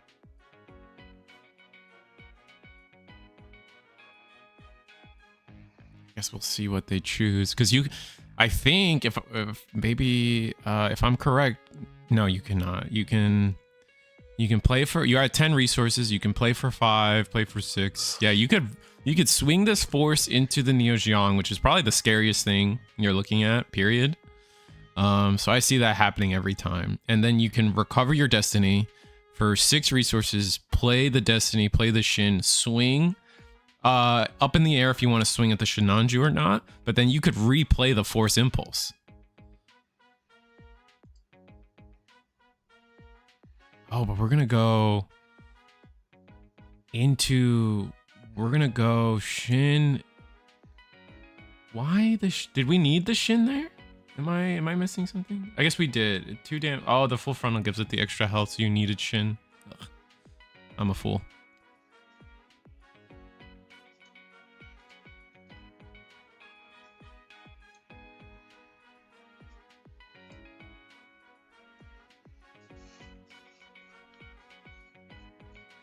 Ooh, playing the site.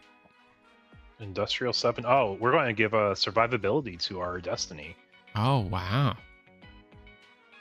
That's actually something I don't think I've seen in Destiny lists yet. Mm-hmm. Swing, get rid of... And then we... How much repair is it? Repair 2? There's no repair. It's just AP minuses 1 if you get rid Oh, of okay. Command exiled from trash.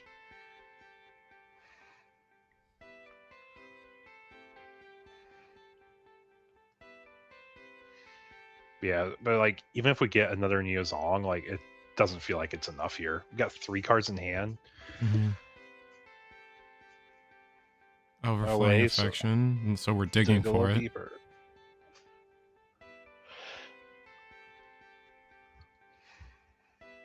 This is actually closer than it seems, because the second we get another Neo Jiang down, like, it can get kind of scary.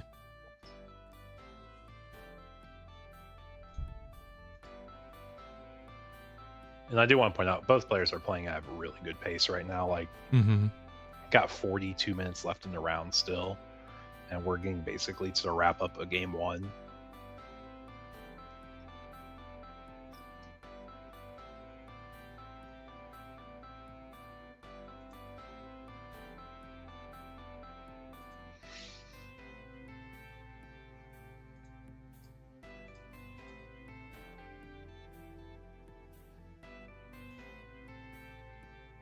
Trying to math it out to see if we've got it.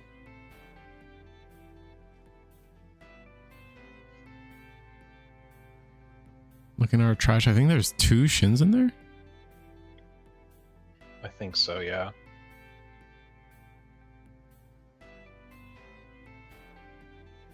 So there's a good chance if we have a route, if we have a Neo Jiang, or at least a route that clears the destiny here, we're sitting pretty.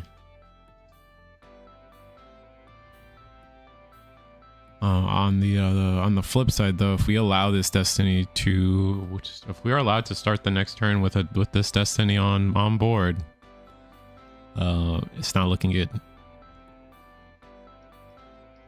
Discarding full frontal. Oof. There's the Jiang. Oh wow. So we really believe in what's left in our hand. 3 damage. All right, well, Force Impulse. I think you have to attack shield.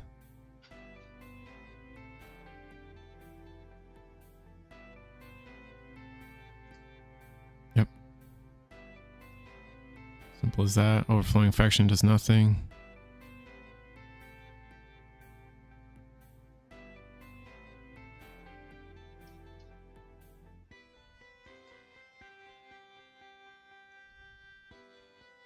Resting 4. Hail Strike, resting 3. Blast, resting 2. Sword Impulse, the one from the set. And we're trying to set up lethal. Said, you know what? Mm-hmm. If you can answer this board, good job. But I would feel pretty confident also that there's not a lot that can be done here.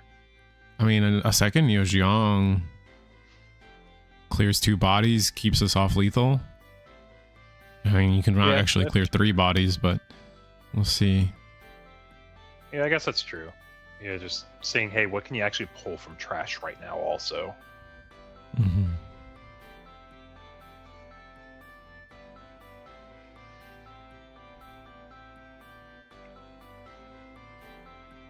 Yeah, on the other side of the bracket, though, for anyone who does not know, we have Shadow against Keizudo. That matchup is League Militaire against Unicorn, the Unicorn that we watch round 1. So probably another match that's going to be a little grindy also. We'll probably see the end of like a game 2 or 3 from them if I had to guess.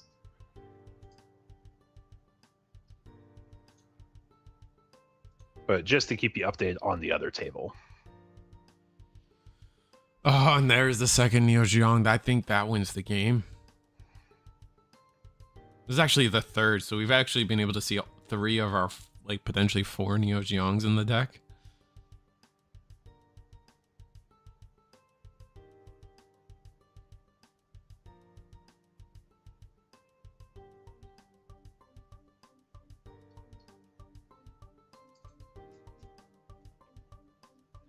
Yep, so we get the trash pullback. Grab Impulse, okay. And Rick Diaz. Yep. So we can pick up the guy out of trash that pops level 3 or lower. Yeah. We want to grab that. I guess that's not as nail-ended as I thought it was. Got a little bit of fight left. Mm-hmm. And you were calling it too. Neo Zong fixes it. My cat trapped himself in this room.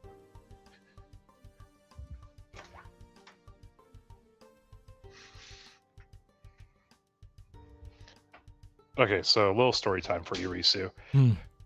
My cats, you know, they exist. They're not the smartest things in the world, though. I went out to dinner with some friends and come back and I'm like, I don't know where my cats are. I walk into my office, I hear them meowing. I'm like, what in the world happened to them? You know those like plastic storage totes? Like the like small clear ones? I had them stacked up. They jumped in it, it flipped over on them. And when it flipped over, like a box of, it wasn't like cards, it's just like a box of like other stuff I had fell on top and they were trapped underneath the storage tote. No shot. That's crazy. I'm like, I'm glad that I was just at dinner. Y'all are so stupid. And they couldn't get it off. They couldn't figure out how to get out. Oh no. To be fair, I need to clean up a little bit more here, so I will own up to that. But I'm also not going to let them off the hook for being dumb. No, like you shouldn't. That's crazy. So that's I think that's like a desperate Minerva base being played. Just trying to find something, but what's up, you Catboy Slim? I was like, man, that board's looking so good, man. It's looking so good. There's no chance, and then it does happen.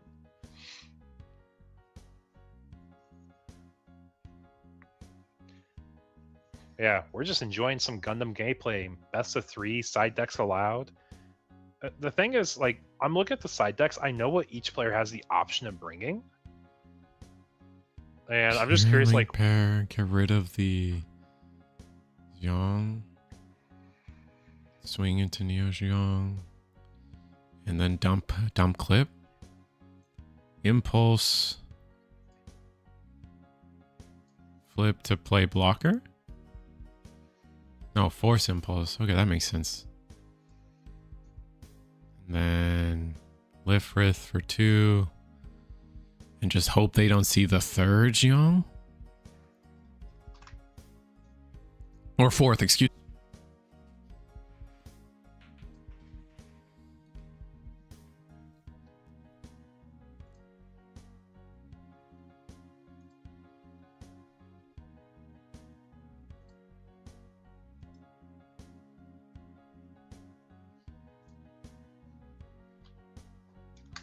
Ooh, this is so fucking. This is so razor thin.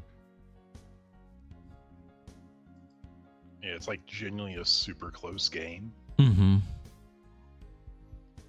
Every time I think it's hand. over, it's not. Every time I think it's over, it's not. Looks like our table 2 concluded their matchup. Unicorn taking it. So Unicorn will be in our finals this season.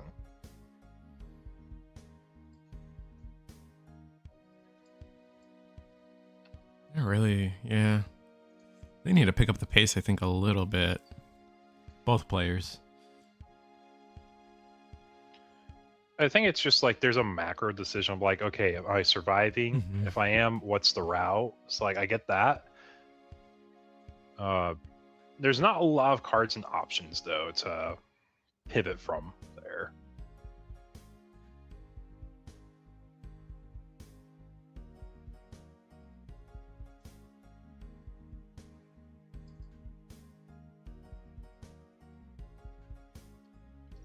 But I know chat's so disappointed there's no Blurple decks that made it through this round, the season finals here. All right, we're attacking John into Ale, and yeah, we're just gonna let that ride. I don't see why not. Yep, living with 1 HP. So now you have to have some way to remove the bodies on board. I know, no Blurple chat. So Nanju with another full frontal. Wow.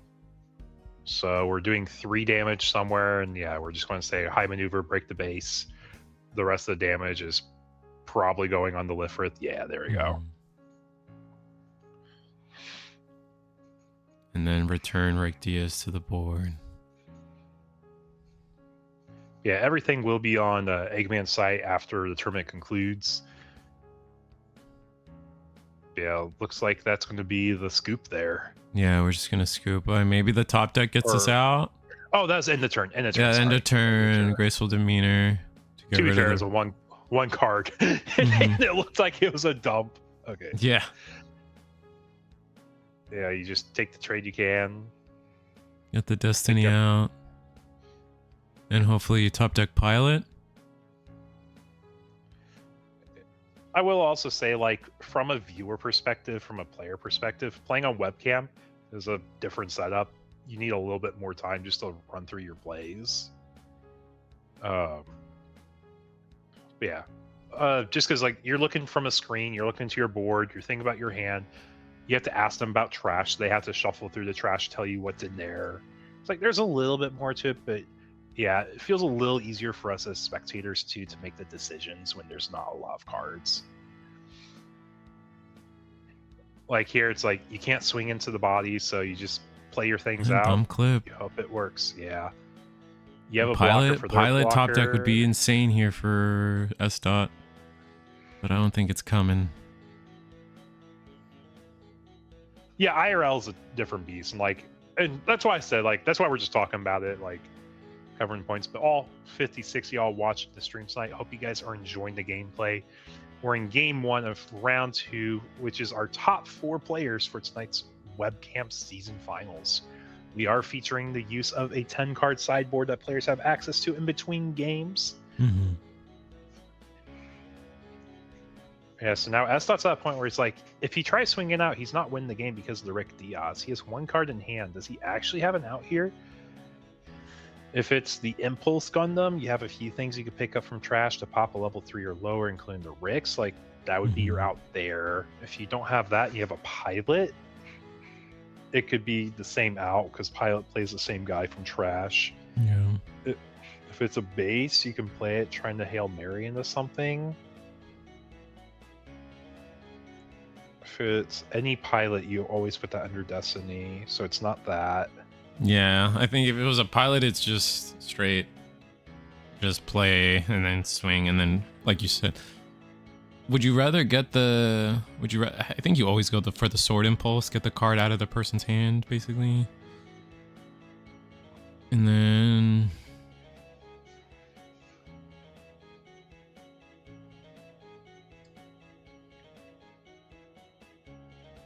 Yeah, I think this is just a wrap.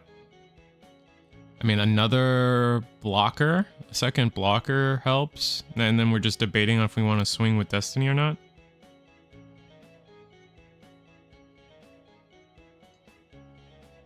I just went ahead and said, hey, you only have so many outs. Okay, there you go. We got the pilot. Just saying, like, oh, it is the Destiny. It is the Shin top deck, though.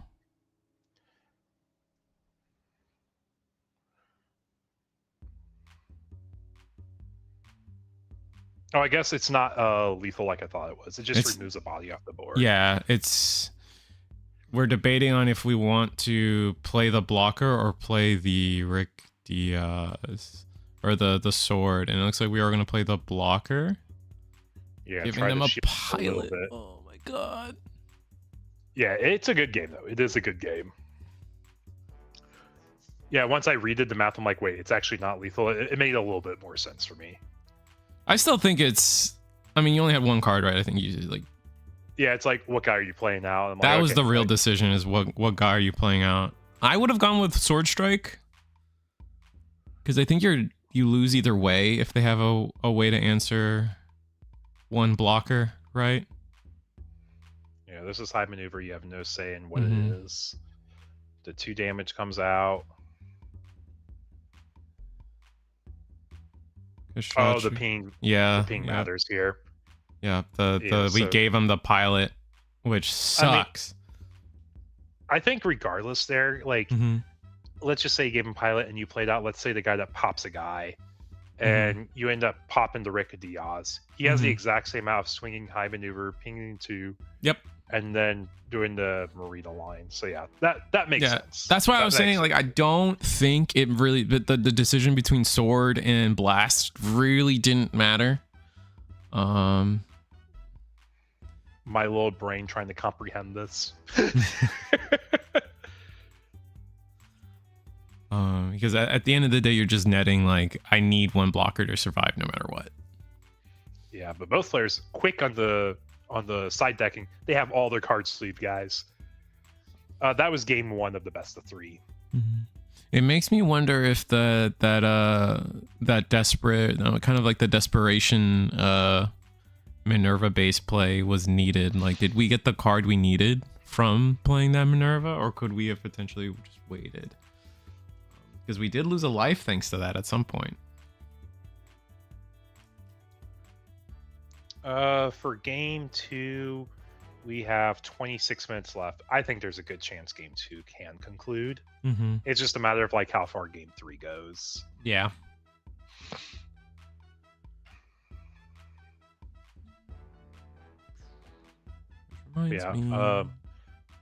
But talk about Orlando though, like that Orlando run, it was fun. I enjoyed it.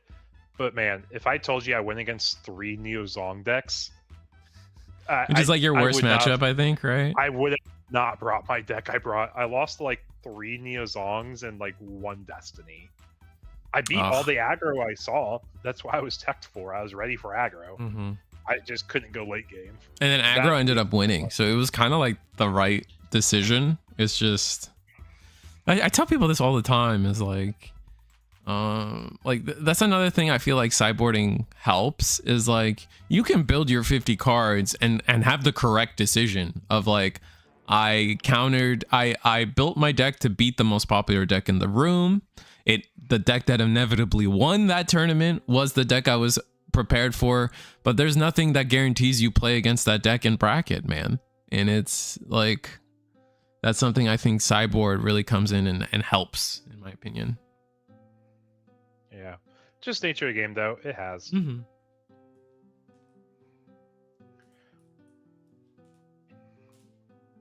But yeah, taking pretty quick early turns here, so players are recognizing, hey, if we're trying to play a full best of 3, we gotta play a little quicker. And the early turns honestly are just super autopilot. Even if you're playing like blue-white control mirrors, like your first couple, like 5 turns realistically go of like one of 2 ways, and you just have to identify which of the 2 ways you're really going.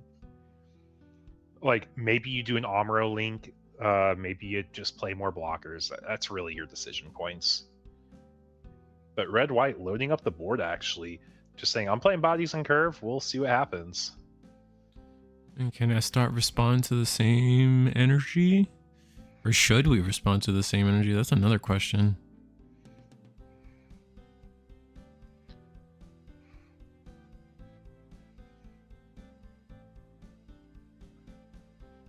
Yeah, generally both these players, they come here a whole lot for Eagles Nest webcam locals, and they're pretty good sports. They play out a lot of their games. Mm-hmm. Yeah, just turning it into a best of 3 is a very different time management skill. That's a little bit harder to have natively. But also, one thing I also don't think we've shouted out too much, this is a big international community that we have here at the Eagles Nest. Server is just short of like 3,000 people now. And one community that comes out a whole lot for these events is South America. There's a big scene from Brazil and Argentina in particular. And they always have a really strong showing in these online events. For the longest time, so Marcos for Digimon, he was just like destroying the competition. He really optimized Purple Hybrid for that format. It was so cool seeing him bringing that out, seeing Bao now here. He played a lot of Wing for a while. Yeah, we have Digimon in particular had a lot of Brazilian players. And we get the Force Impulse down thanks to like overflowing affection sending up our trash, so that's kind of cool. Gonna be able to potentially recover our Destiny Gundam at some point. That's gonna be fun. Yeah. So one thing I will say as a whole, just kind of talking about like best of 3s in chat, I think it's going to be one of those like learning curves of like saying, hey, we really need to call out slow play a little bit more now. The game might need the pace moving faster. So like I get that, and especially if you've never experienced best of 3 before, it's possible. It could happen. You run out of time, you just go to a tie. But like mentioned, like don't be afraid to ask your opponent to speed up pace of play. Yeah, it's a skill in itself, I'd say. Yeah, because like people just get scared. They don't want to like be the person like breaks up pattern and be rude about it. But it's like it's fine just to say, hey, it would really mean a lot if we can speed up pace of play. I want to make sure we get through our full game here.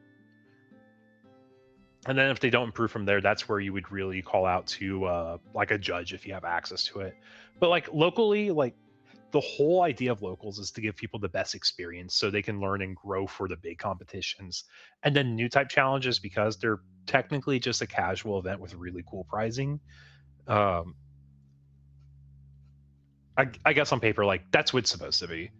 But because the stuff goes for so much more, like the stores could hire someone, you could be a little bit more rigid on following the rules.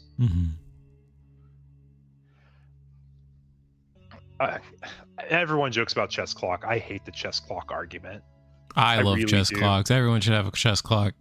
Hell yeah. I hate the argument because you're so like disincentivizing people of playing like a deck that takes more time to develop and set up. Because like if you're playing a deck that has lots of trash interaction, like you have to figure out what's in your trash, what lines you're going for. I feel like my counter argument to that in particular is like, oh, what about the decks that take a lot of time, like for like decision making and stuff? Like you have a lot, you're just touching your cards a lot, right? This is what I like to call it. It's like, okay, let's say I'm playing a normal deck. Now I'm losing time. If like, you know what I'm saying? Like if you have an hour to play a best of 3, or let's go back to 30 minutes best of 1. If we only have 30 minutes to play this game and you took 20 minutes of it and I only got 10, is that also fair? Just because you chose to play a more complicated deck, right? Yeah, but there's like an expected pace of like, yes, you can be practiced with your deck, but like just natively, you are going to be doing more. A big example of this, Digimon. D Brigade. D Brigade was the deck that either went 1-0, 1-1, or they tied 0-0-0. No, absolutely. That deck is so slow, such a grind. So like if you're doing a chess clock, you're literally saying D Brigade should not be a playable deck in my mind. Just because like it has so many interactions, so much top deck it's not because the player is always playing slow, it's just like the deck will just never finish anything. But that still kind of leads into my point, right? Like, why am I losing? Why do I get to play the game less? Because you chose to play a complicated deck, right? Yeah.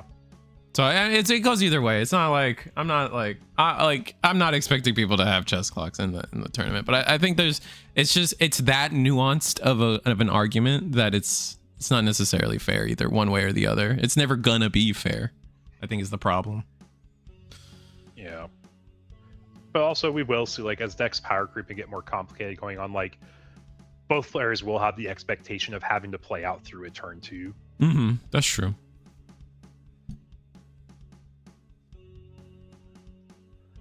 Yeah, tiebreakers also, just to bring back that point, we kind of have tiebreakers in US, but it's not super depth. It's just you compare shields. If shields are the same, you compare deck count. If deck count's the same, it's a double game loss. Like, you have a little bit of agency, but it's not a lot. In Japan, it's just both players get a game loss? Or what are the tiebreakers in Japan? I know for One Piece it is just like both players get a loss if you don't finish the game. Wow. Because one of my locals was playing Worlds for One Piece, and his game 1, he was playing Emu Ace matchup. He's playing Ace. He knows the matchup super well, but he didn't realize once it goes to overtime, it's just double game loss. That got him by surprise. Yeah. Wow. No overtime.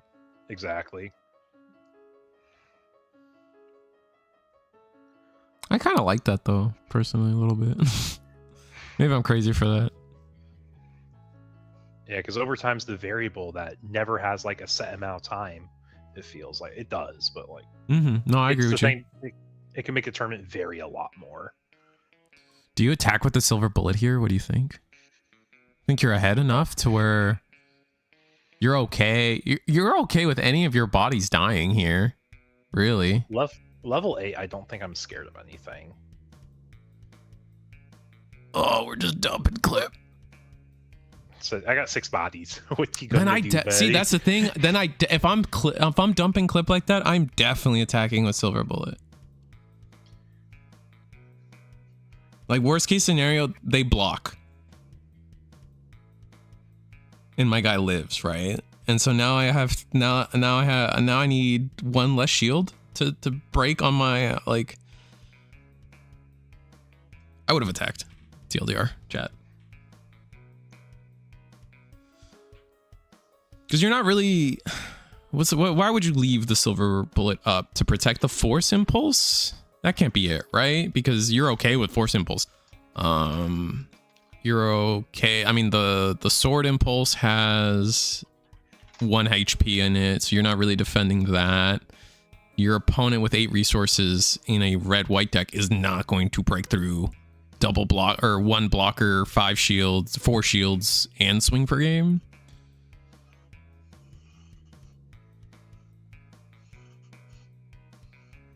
Yeah, because we're not even at a point where we can like comfortably play Neozong.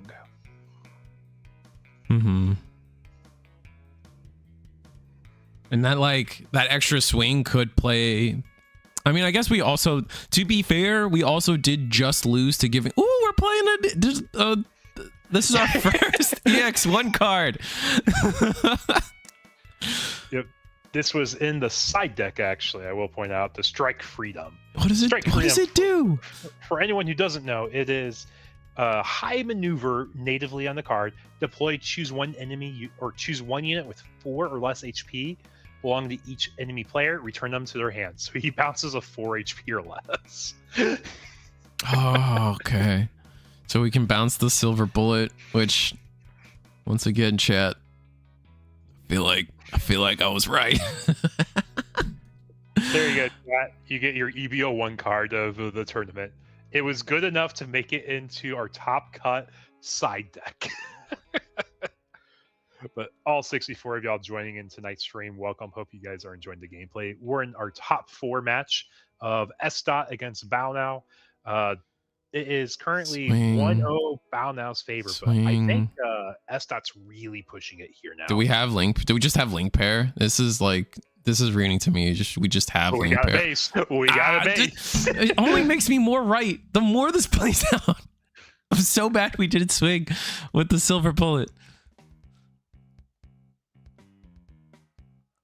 It's like, you got all your resources at least, and you know you're not dying this turn. Like, I think the high roll is like baby K-Shat linking with full frontal to play a free baby K-Shat linking with full frontal, playing out like a baby K-Shat linking with Marita. I think that's your only like super crazy out here to win like this next turn. Do we have... What do we have in trash for this impulse? I think is the next question we have to ask. Like,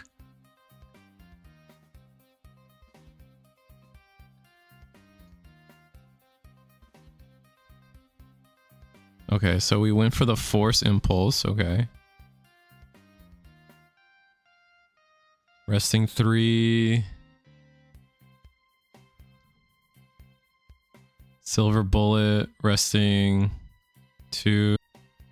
And then that's one card in hand, and hope this is enough going into this turn. I guess we'll see. I'm just imagining him be like, crud, it's a base.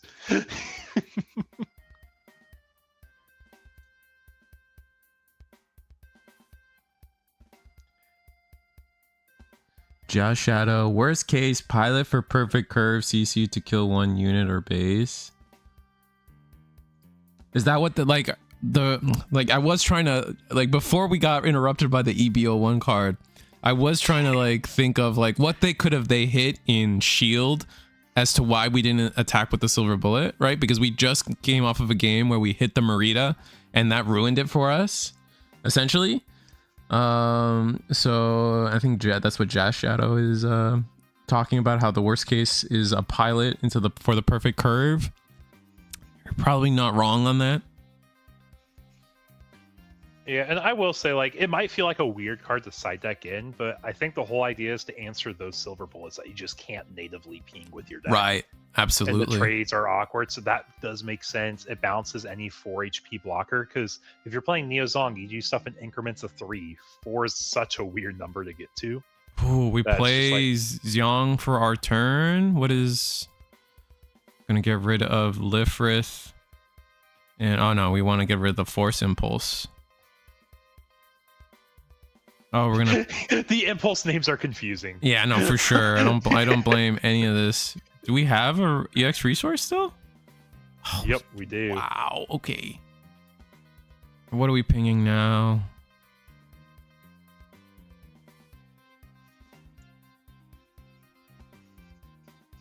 Can't ping the silver bullet. Silver bullets just select it. You just don't do anything. Right, force impulse, pick back up the... I think we're going to pick up back impulse gun. No, it's going to be destiny. Yep. And then we swung into Lifrith. And I don't... If we have impulse... There's so many outs here for S dot that's... Yeah, I mean, that's just going to be it. It's going to be play... they shortcutted it, but basically play destiny, attach in, attack. You're going to bring back the Sword Impulse Gundam, which is going to clear the Rick Diaz. That by itself will clear the base, and then you have plenty of attacks to end the game there. So we are going into game 3.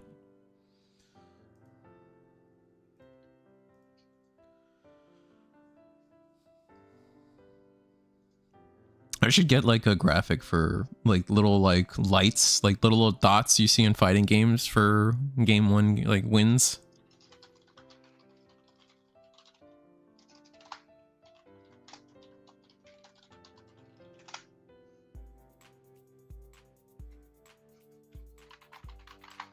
Get off my sorted bulk. Thank you. That was a fun card to see get played for sure. Like, yeah, coming off of last Wednesday where we saw no Eternal Nexus cards get played. Yeah. Yeah, that's a fun one. I think it is definitely like a side-worthy one. Mm-hmm. How long are the matches? It is 67 minutes per round. 2 minutes for players to get to their tables, figure out where they are, make sure they have everything set up for their cameras and all that. 60 minutes for the round, and then because it's on webcam, an extra 5 minutes per most Bandai rules, TRMs, all that. But if these players are ready to game, they're quick to go. We got 9 minutes and then turns, and then we'll be going. Yeah, they gotta go fast too, because this is game 3, so we'll see what happens. Yeah, they will get the turns in overtime just because they are tied on number of games unless the match is concluded before then. Right. Because that was like a 10-minute game. Yeah, it was fast. They played fast. They understood what they had to do there. What's cool is that Strike Freedom is also like just innately high maneuver, which is interesting as well.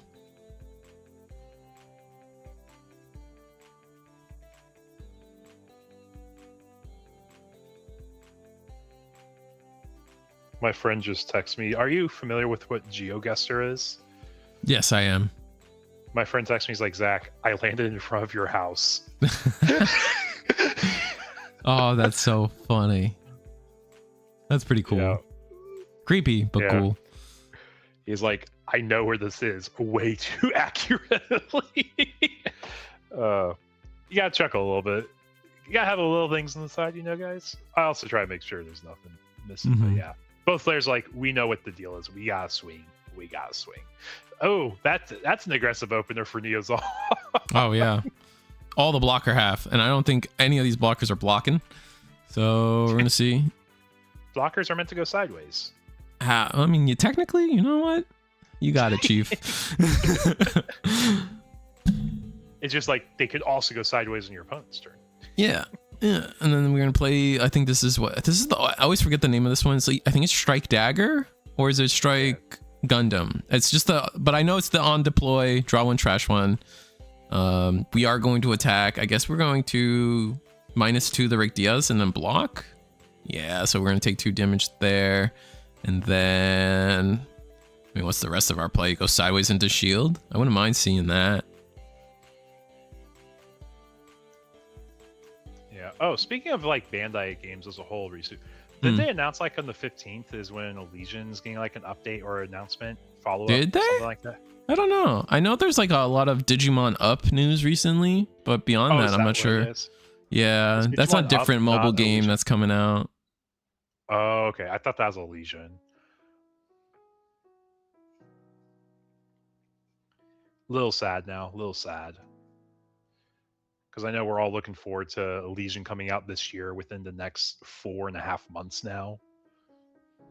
Yeah, no, I did hear the rumors about like Elysian was supposed to come out this year and that didn't happen. And now like, I don't know. Elysian, I would not be surprised if Elysian, the Digimon mobile game, doesn't come out until after the actual cards in the game, because they did confirm that we're getting Elysian starter decks in physical form for the paper game, which we'll be using.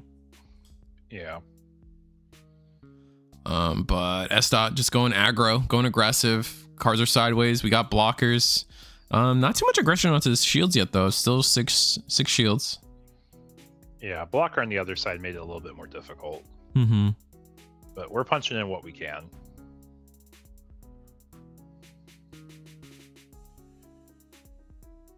I played Elysian at Las Vegas. It seemed pretty smooth to me, but I get what you guys are saying. I guess for anyone coming from the Gundam side who doesn't know what Elysian is the Digimon official TCG simulator. That's going to be mobile only, and it's going to actually be, from what we understand, is that it's going to be like a not a GOAT format, but it's going to be like 10 sets behind or something at least. So it's like we're revisiting like GDO4 or something when we're sitting on like BT20. We're on the equivalent of GD25 in Gundam right now, or in Digimon right now. Yeah, with 12 extra half sets. We have our 12 EB01 sets, basically. I hate that they changed the words. I kind of like, I don't like that it's not EX sets for One Piece and Gundam. I don't like how they swapped it to EB for some reason. Extra booster, like it makes sense. But that's why it was EX, right? Extra, yeah. I don't know. They just said extra ZB now because it's an extra booster, not an extra. That's true. I don't know. I'm just memeing on it. Right, we did play the Silver Bullet, and did we swing with what is our? I think we're swinging with the Blast and get these shields. That makes sense.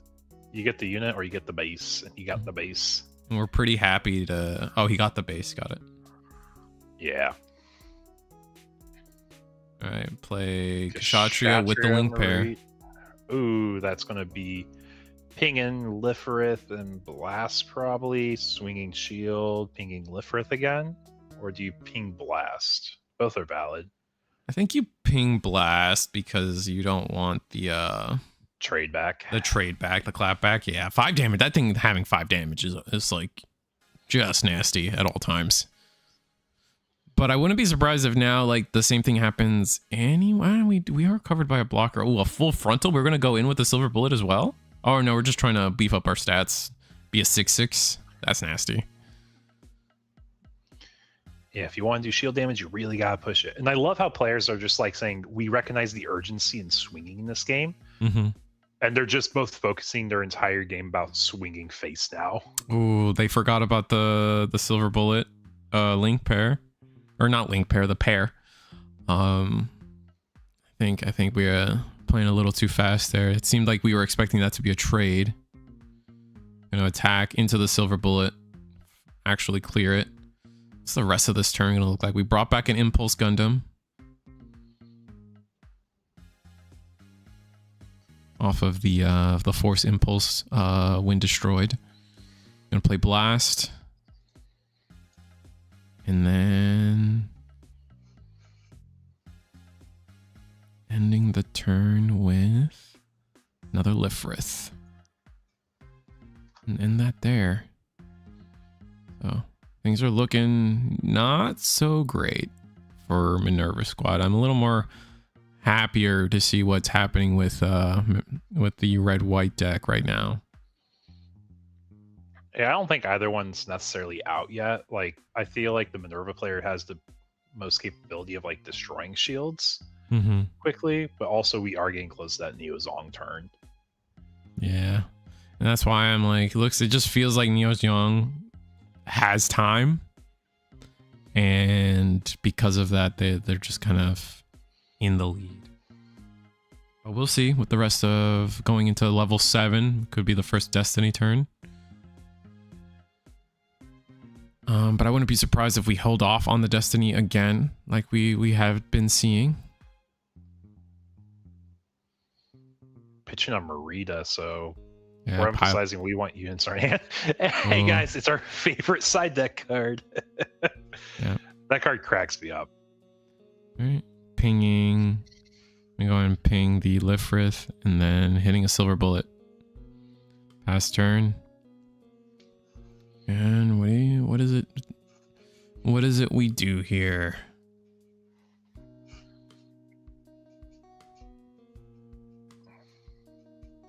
Swinging shields, so just playing for the race, keeping on track with shields. Do we Destiny right now? I don't think so. Yeah, it's gonna be Force Impulse Shin into Swing Shield. Oh no, I'm gonna go for the trade into the Kshatriya. Okay. Get pick a card back up. Pick up Blast and then end your turn with Blast? I think you want to respect Neo Zong, but also you kind of have to. Yeah. I mean, both players are equal in shields. Technically, board tempo is pretty similar, and Neo Zong is a big pivot, though. Yeah, Neo Zong coming down here will be just remove Blast, and then we're ahead for the rest of the game. Yeah, level 8. Yep. Is he level 9 or is he level 8? He's level 9.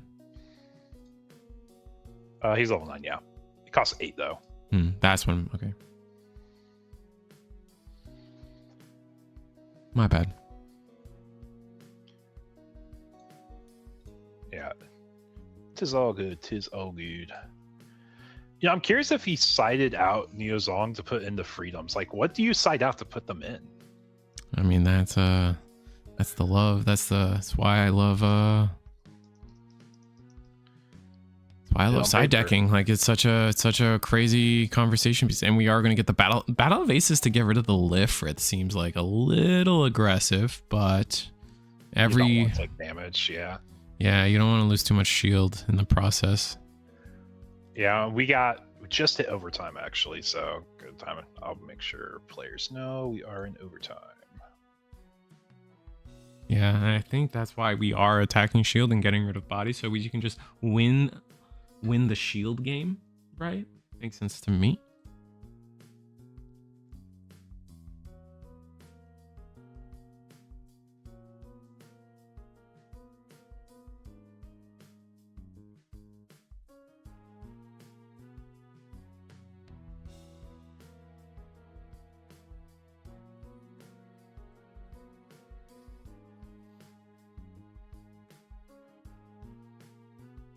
I love you.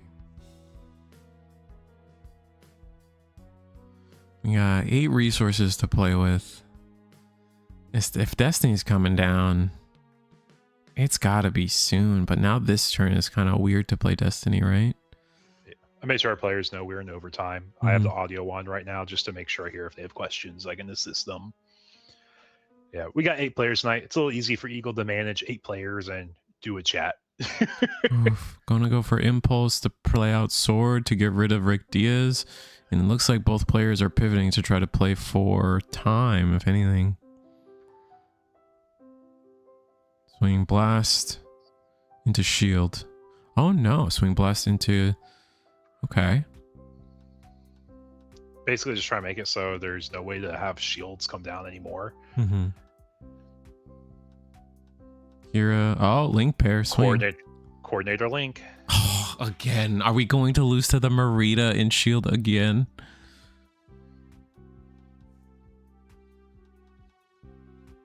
Yeah, turn 0 did start on Bow now, so this is turn 1. Okay. And turn 2 is Bow now. I already forgot who went first, second in this game. I think S. went second this game.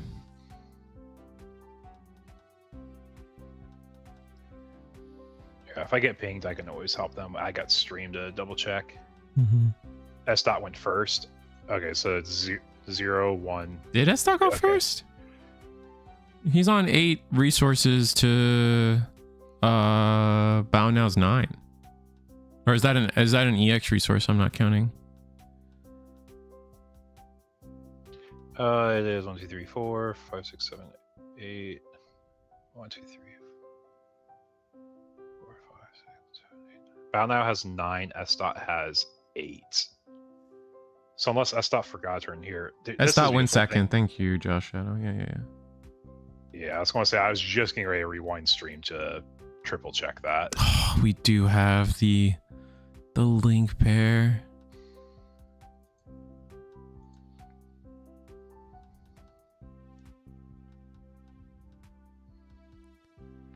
Yeah, you're all good, mate. You're all good. I was going to say that's the beauty of having the stream to help back it up. Yeah, 68 of y'all watching. Hope you guys are enjoying the gameplay here. We are getting. Oh, that was Bow now's turn 2. So 0, 1, 2. Yeah, turn 3. So this should be G Shadow's last, not G Shadow, excuse me. S. last turn. Oh, are they done?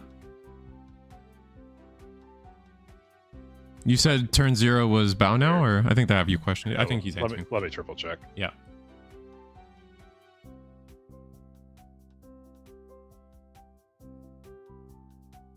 So he's gonna figure out how the timing works, but given what Eagle said when he came back, it should be G Shadow, or no, oh my god, it should be S. last turn.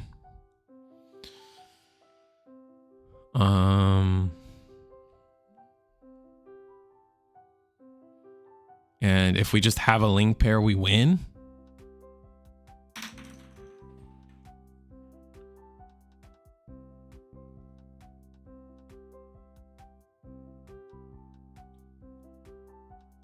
He gets the last turn no matter what.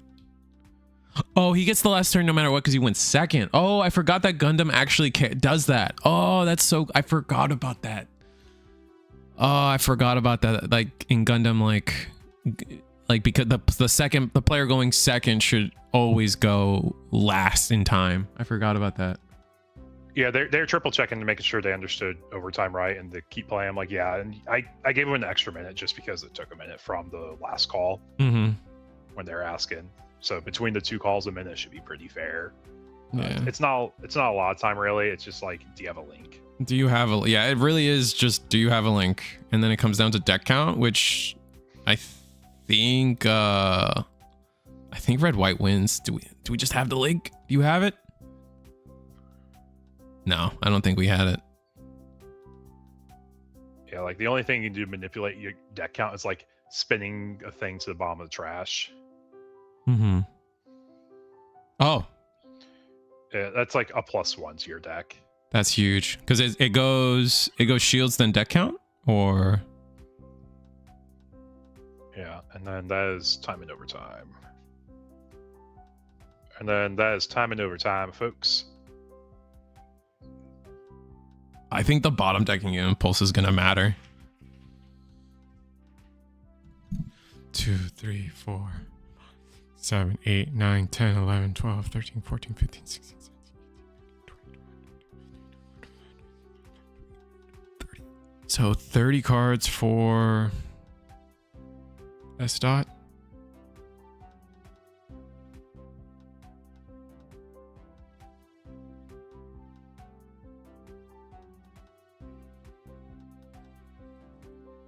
Just double checking we have 50 cards, right?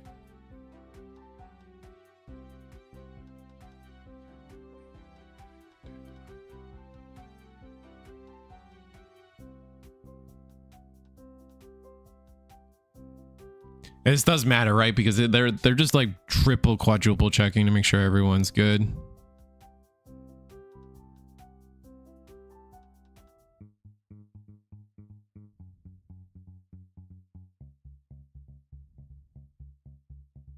I'm not sure who got it.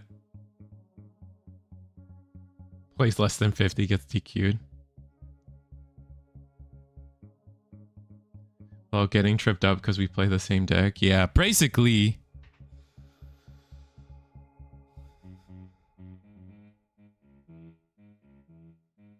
Our Eagle will probably come back to me and tell me who got it.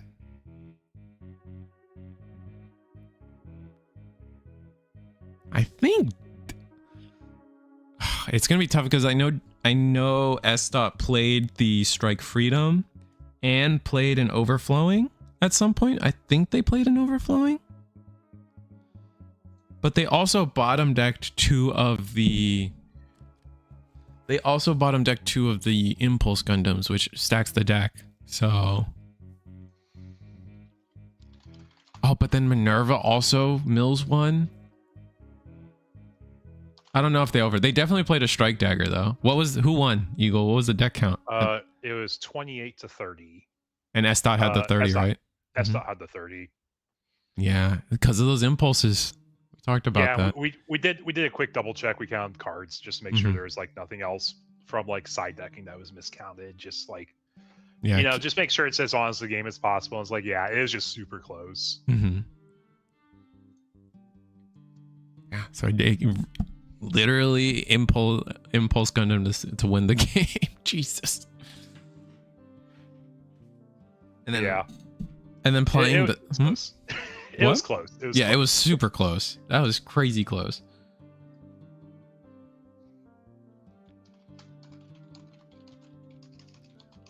Unfortunately, I do think that red white wins the long game, unfortunately.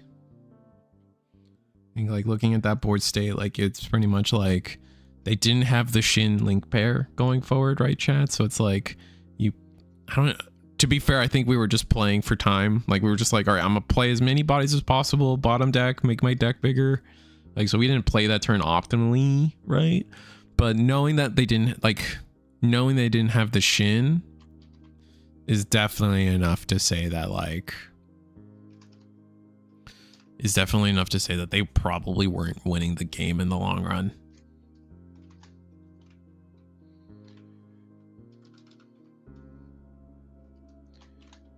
Sorry, I'm just managing, trying to make sure, keeping it visible. Yeah, he said he needs like a quick moment for super quick break before starting the finals. I'm like, yeah, you're fine, man. Like you literally spent the whole time playing. I know you're not sweating. Yeah, like a lot of time players are really chill here. and I'm super excited. Our finals is going to be a fun one. Unicorn against Destiny, 2 value decks, guys. Who is excited for that? What's the name of the other player? S. Dot and what? Just Shadow. He was here in chat briefly. Oh, he is in here in chat. Just Shadow. There's G Shadow and Just Shadow. They did that intentionally. People. They can't convince me otherwise. Yeah. One's Brazilian and one's something. That's it.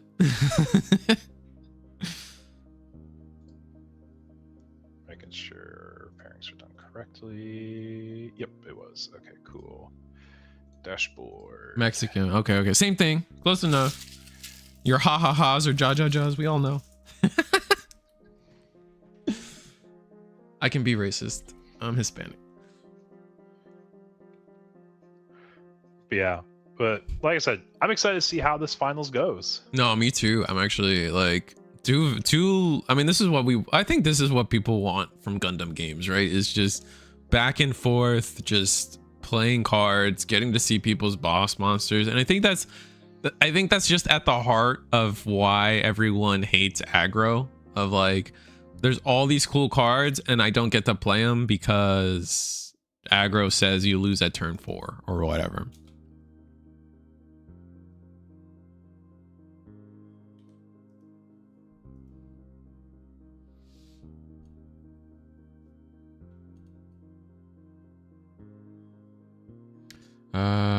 How does one decide on the 10 plus cards sideboard is new to me? I mean, I think it's just gonna come down to, I don't even know how to explain that. I don't even know where I would start myself with a sideboard in Gundam, but like you saw a very beautiful example of it. You are a red-white deck. Your whole plan of removal is ping. So what do we do about things like Silver Bullet and these cards that are immune? Oh, hey, there's this perfect side deck card. The EB01 Strike Freedom bounces Silver Bullet beautifully. And I think that's the kind of logic you have to go in the whole time, right? That's the logic you have to go in with, like, every card you're going to put in the side deck going forward, right? And the decision of, well, do I want to main deck cards against aggro and then side them out for other matchups? And that's probably going to be a real strategy or a question that a lot of people are going to have for themselves going into sideboarding. I think it's going to be I think, to be fair though, like, we talk a lot about the fact that they introduced the rules for best of 3 in sideboards, but I don't know if, like, I don't think it's officially at regionals or anything like that yet. So I think it's still, jury's out. We'll see.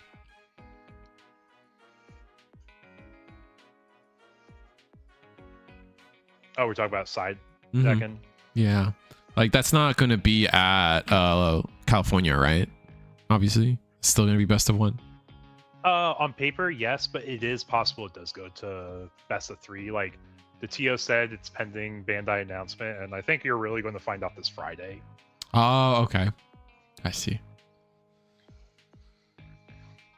But yeah, I'm excited. Like I said, lots of exciting. I keep saying the same word. I'm going to learn new vocabulary for you guys in chat. Don't worry. And the post is just a translation of the one on the Japanese night from like February. Got you. Yeah, that's fair, guys. I'm new to this game, but seeing someone from my local makes me even more excited to play. Yeah, that's what's up, man. Yeah, it's a really big community thing. Like, I don't know how many of you guys are watching World Cup right now. US just lost, so I'm kind of like a lot less interested. But I am going to be watching the finals regardless. Who's the finals? Do we know? No, we're in quarters right now. Ah, okay. We're going to be finding out who top 4 are sooner and later. But like, the World Cup is such an awesome thing because it brings so many communities and countries together. And that's how I kind of see like these big online card communities. It brings a lot of people together. People get excited to root on their locals, their friends from their communities, or even the country. If you're just generically coming in, watching as a viewer, realizing, wait, I got a homie from Mexico here, or I got a homie from the US here. Let's root them on, you know? It just makes it more exciting and engaging. Absolutely. that's what makes the World Cup so exciting. That's what makes these online communities so exciting. Like, it keeps the game thriving and feeling alive. Yeah, so here in the finals, Unicorn versus Destiny. What are your thoughts, Risu? Which one do you think takes it? I want to say Destiny takes it, because a lot of what the Unicorn deck wants to do is minus AP, and Shin being uniquely a +3 AP can counter a lot of what normally would be math that would favor the Unicorn deck. Not to mention, I think in the long term, like I don't think the Unicorn Gundam deck is going to be strong against wide boards in the way that Destiny makes them, particularly, right? Because we're playing like level 4s and 5s from our trash constantly.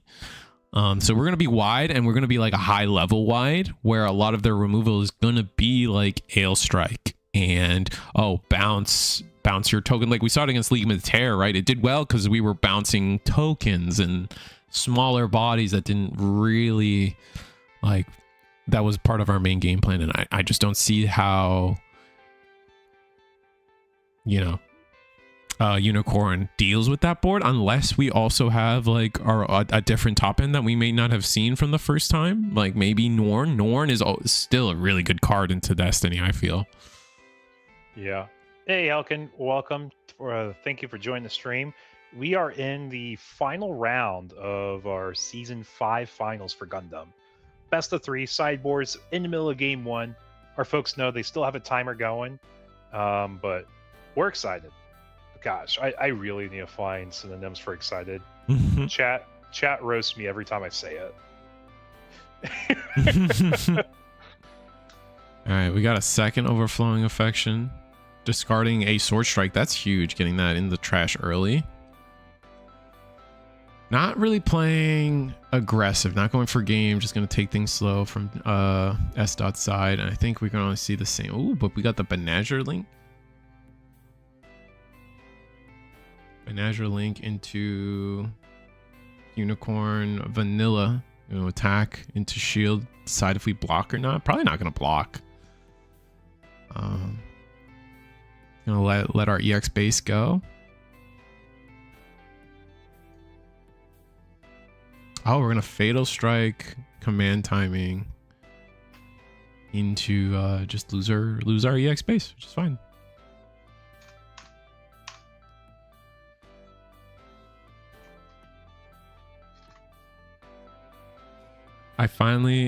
I did finally start playing this game and actually won my first local with clan. Congrats, bro. That's what's up.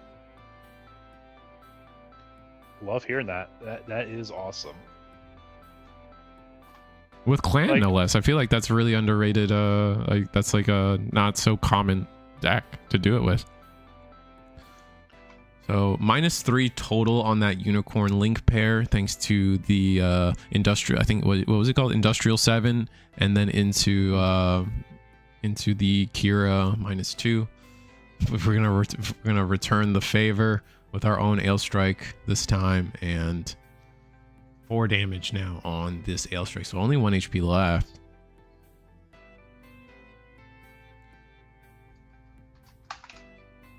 Gonna go into level 6 for G Shadow. I think G Shadow went first, so still an EX resource left for Josh Shadow or Esta. Oh my god, this is over.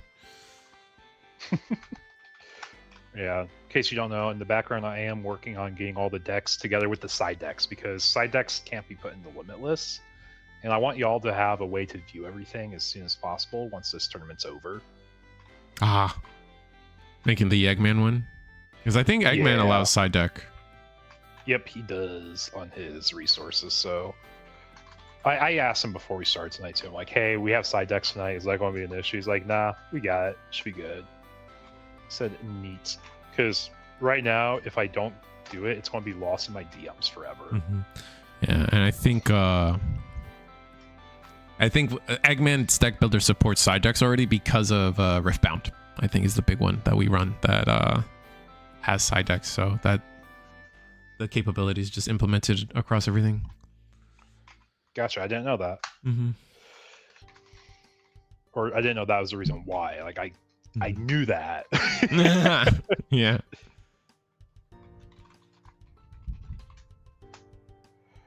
And this is what I'm talking about. This is such a crazy wide board from Destiny. We should be able to deal with the little blockers, but this board only gets worse. And we only have 7 resources available to us on the blue-white side of things.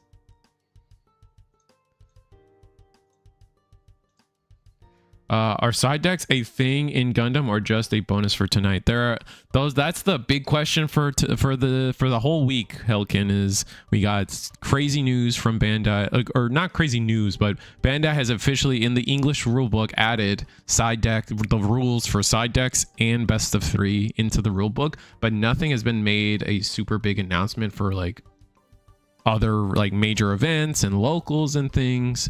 So we don't fully know, but since the end of last season, this event has always been planned to be a side deck best of 3 finals. So it was just very fortuitous, if you will, that all the huge conversation of tonight was something that we were going to do anyway. Yeah, and I was talking about like I was going to have to start like writing rules or like figuring out like the full structure for like on paper we know what side decks are, we know how to implement them, but I like having it written out so everyone knows I'm consistent and I have a pattern going for everything. This was Pomona is going to be best of 1. I think we don't know that for sure, Dark Cyber. Yeah, and that's what we were just asking. Their Discord, they said they'll announce it to us once they get like the final answer. So like there's a chance. How likely? I think it just depends what they say Friday. Oh, they announced it today? Announced it today? Okay.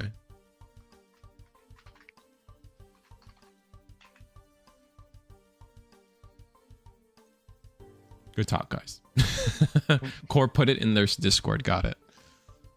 And well, you know, shut me up a little bit. We did clean up this Destiny board a little bit. Gonna bounce the Lifrith. Swing.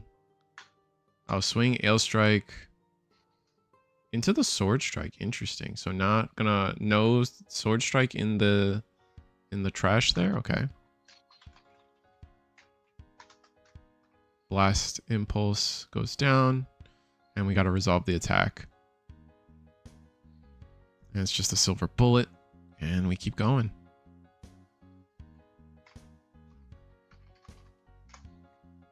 What do you think is going to get restricted? We had a huge conversation about it, but TLDR, I think me and Eagle both kind of agree that the 2 front runners for us is that there's going to be probably a limit to 1 or maybe a ban. The 2 cards that stand out to us, me and Eagle, is going to be the Adapt, the Barbados Adapt. Something might happen there, and the Amuro Ray Pilot. I think those are the big 2 we're thinking about. Other than that, I don't see. Yeah, we talked about the things that were like 100% we know what's not happening. Like, yeah. Or just about like an actual functional errata, basically 0% chance of happening. We don't think that there'll be level limits. It's always possible. We're not saying that we're against level limits. That doesn't seem like what Bandai would do. Yeah, like percentage wise, I think it's like less than a 1% chance. Like it's possible just because they are willing to like do semi limits in Gundam, which is unique to Bandai. They don't have semi limits in any other game, but we just don't think it's going to be within their design philosophy. Unique to Gundam. Oh yeah, yeah. All right, we're gonna go to Overflowing Affection here. Yeah, realistically, it's like 65% likely that they're just hitting a card or 2. Maybe 3 if they're trying to be a little bit more forecasting of things.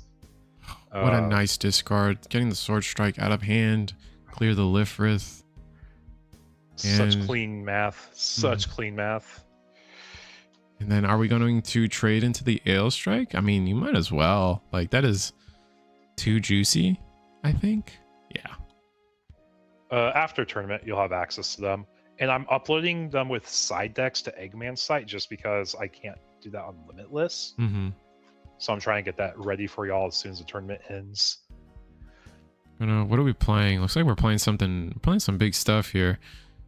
Playing double blast out of Esta here, and I think we just have control. And this was what I was afraid of. I think we just have the right deck for the matchup here. Just the way we play the game is just so anti how they operate. We do have the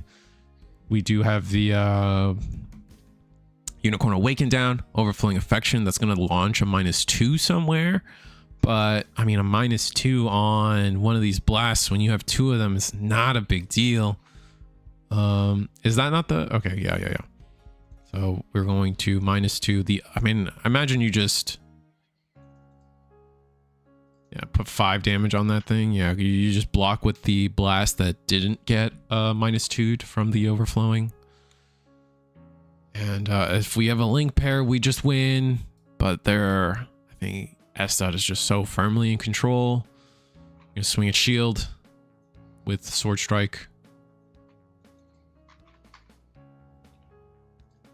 Oh, so sorry if I'm a little quiet. I'm just trying to... No, you're good. You're good. I get it. You can get your deck list done. Yeah. I want chat to know. Mm-hmm. Eagle's trying to go to bed at a good time tonight, too. Yeah, he's getting all the lists ready for you guys. He has to convert them from Limitless links to Eggman links just so you guys get the chance to see the sideboards. And looks like Estat will be trading the board away. And then from here, we will swing Destiny, get the blast down. I hope they limit mechanically identical cards to 4.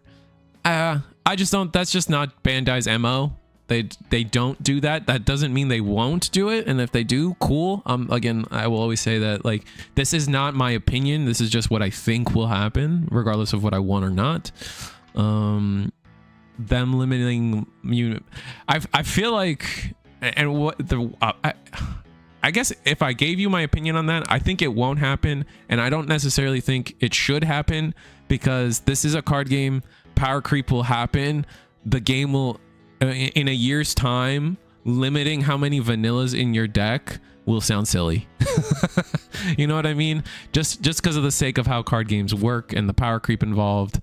That's my only that's my basic take there on limiting, like, air quotes, mechanically unique cards, right?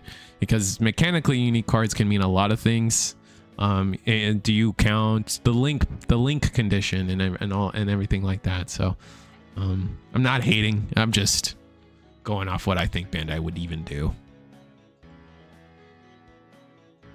Deck number 2 is done, chat. And yeah, you guys have the right. It's okay to think that, like, oh, if they do anything else, it won't mean anything. Like, that's fair. Like, I don't think that's a bad and I don't think that's a bad conclusion to make. Estat, very convincingly takes this game 1. By the way, like, I think there was just nothing Destiny or Unicorn was going to get done there.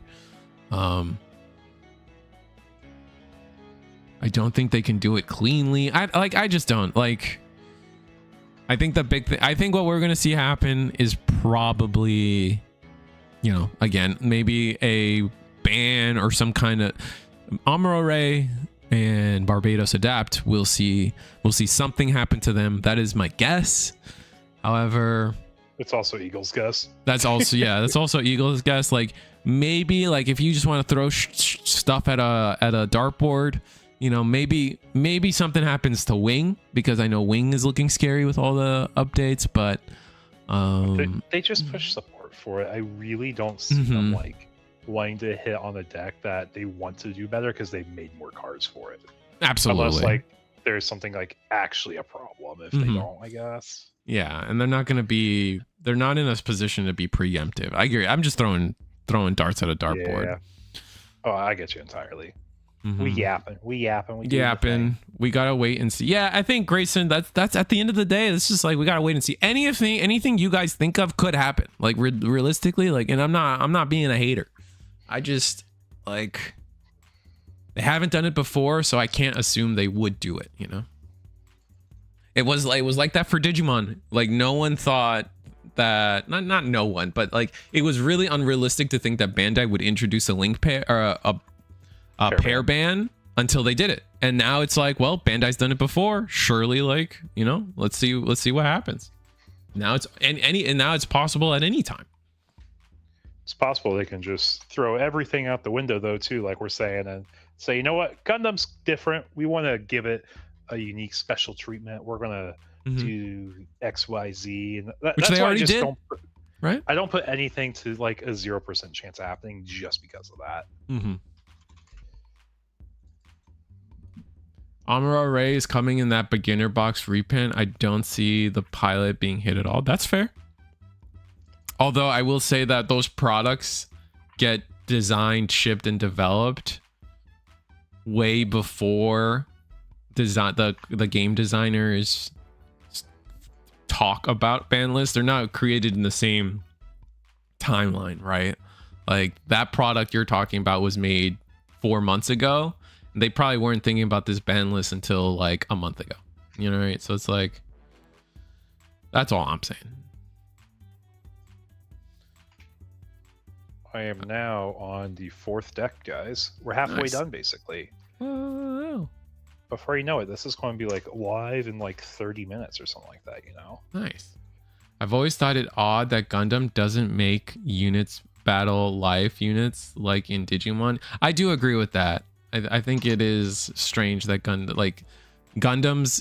Gundams in your shield is like a wasted card. There's no point for that existing there, and it's the only Bandai game that's kind of like that. No, I guess UA is a little like that, but UA has way more things that can happen out of life than what Gundam does right now, so it feels less weird.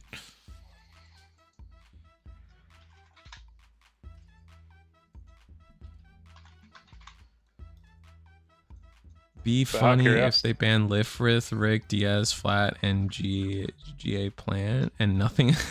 Just hit all the blockers.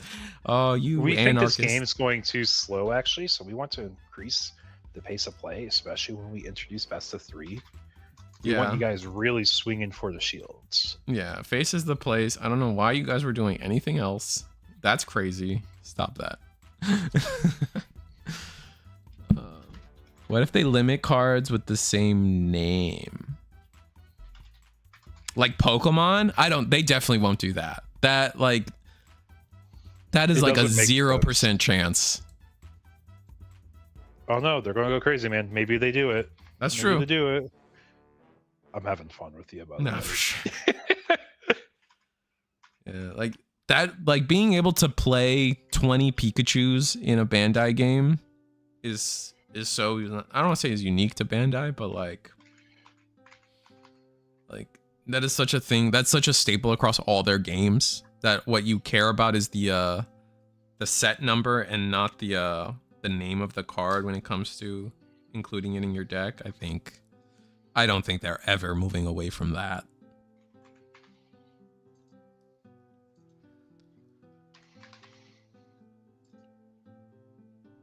Export, not clear clipboard. That would make me sad. Oh, that would be terrible.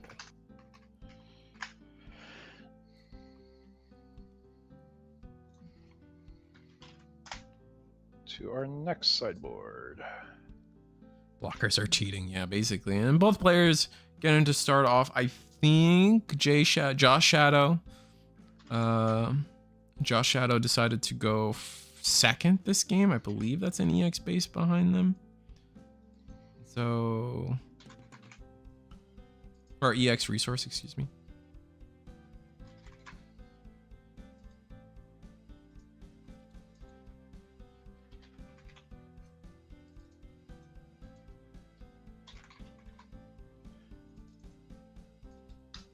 It's also a flavor fail. Not that flavor is a good reason to do anything. I actually agree with that take. The flavor is not a good reason to do anything. 100% agree with that. 100. Oh my god, I can't agree with something more. If I could like a comment twice, brother. They do try making stuff thematic when they make it, though, to be fair. What's the current score? S.1 game 1. Sorry, I'll put that up in a second. Forgot to put that there. I don't always do this for... Nope, that's the wrong one.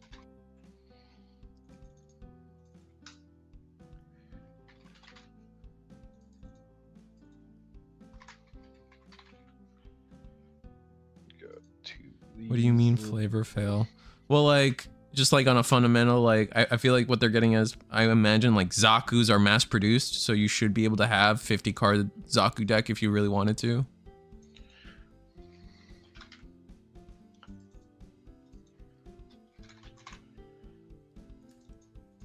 And then, like, the idea that, like, you can only have one Freedom Gundam in your deck would be kind of lame, right?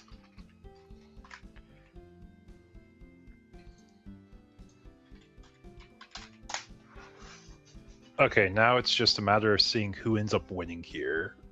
And I should be done now. Nice. I'm doing this because I love y'all, chat. Doing this because I love y'all, and I also love Gundam, so... It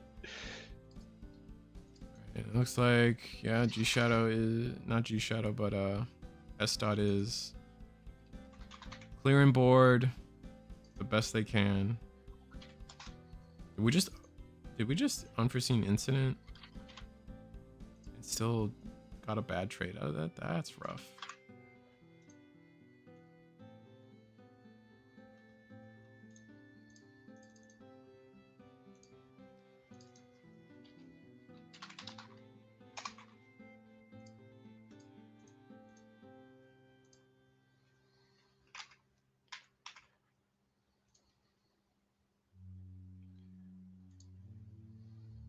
All right, sword strike goes, sword impulse goes in, takes another shield, and it, like, again, Stot's just got a full empty board, full resources this turn. We're just looking so good, and we're just gonna go overflowing convection, hand manipulate a little bit, get that, elevate the hand quality, get a sword impulse into the trash, huge for the later turns of this game.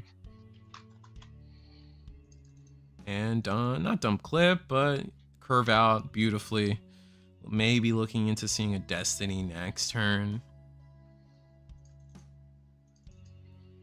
I think the game will get way more complex when the first round of Block 2 starter decks come out in September. It's possible. Ale Strike Link Pair comes in, bouncing the Blast Impulse, reducing the, I imagine, the Lifrith by 2, and I think we would be attacking. Are we going to be attacking into Sword Strike or Sword Impulse? I guess we kind of have to, because you don't want the clapback like that.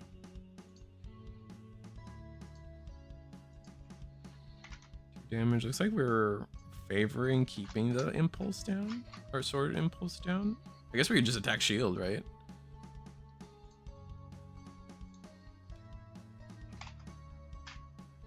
Yeah, this just favors us this way. We attack shield, and then they have to attack us unless we have a play to get rid of the L strike. This is not game 1. This is game 2. S-Dot took game 1. It says it on the bottom left. Look at that. I should get dots. I need to get those fighting game dots one day. We'll see. We'll see about making. Oh, I know what you're talking about. It's just really clean, really small, doesn't take up a lot of the screen. Yeah, exactly.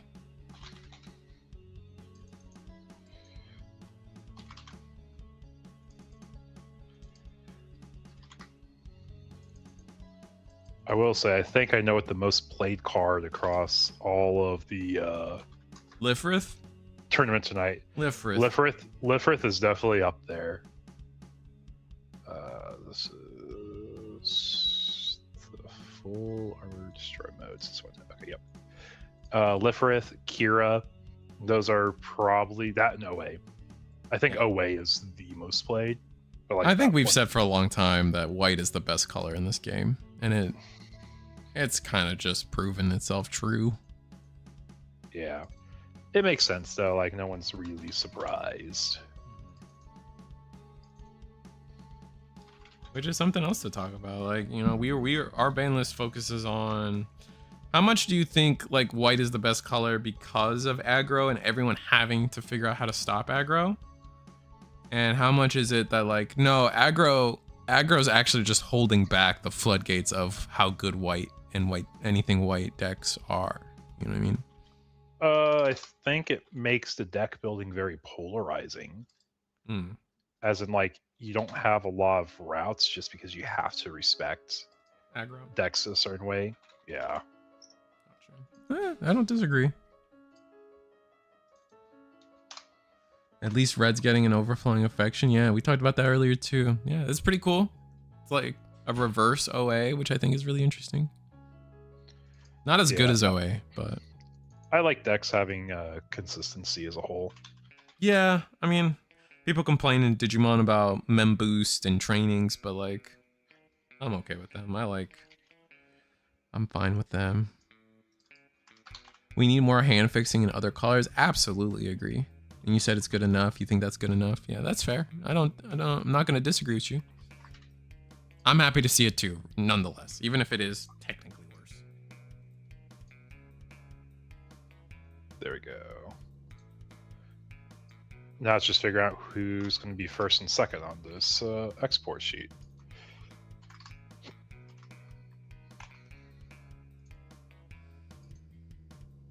Okay, now you got Eagle back to chat with. Nice. Thank you for your patience, chat. Like I said, goals have this ready as quick as possible for y'all. I think we might be seeing the conclusion of this best of 3. I don't know if we have an answer to... I think we do. I think we have to... Everything has to swing at the Destiny Gundam. What are we going to pick up off the Force Impulse? All right, Sword Impulse. The guy that can link with either pilot. Fair. Okay, trading. Okay, so we live.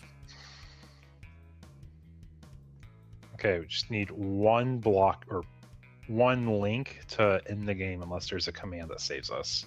Fatal Strike. Or giant killing. Or giant killing, excuse me, yeah. Busted. Yeah. Well, there we are, guys. That's our champion. That S-Dot takes it with Minerva. Wow. Giant killing. That has to be a side deck card, right? No, I think it's in the main, but... For him, it is a main deck card. But that was also a very common side deck card, too. I see. But I hope that's the ending y'all wanted to see, chat. I really hope it is.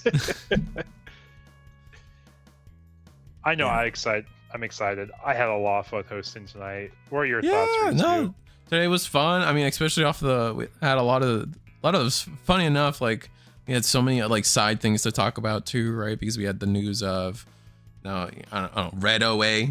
Great news for everybody. I'm sure people are happy about that.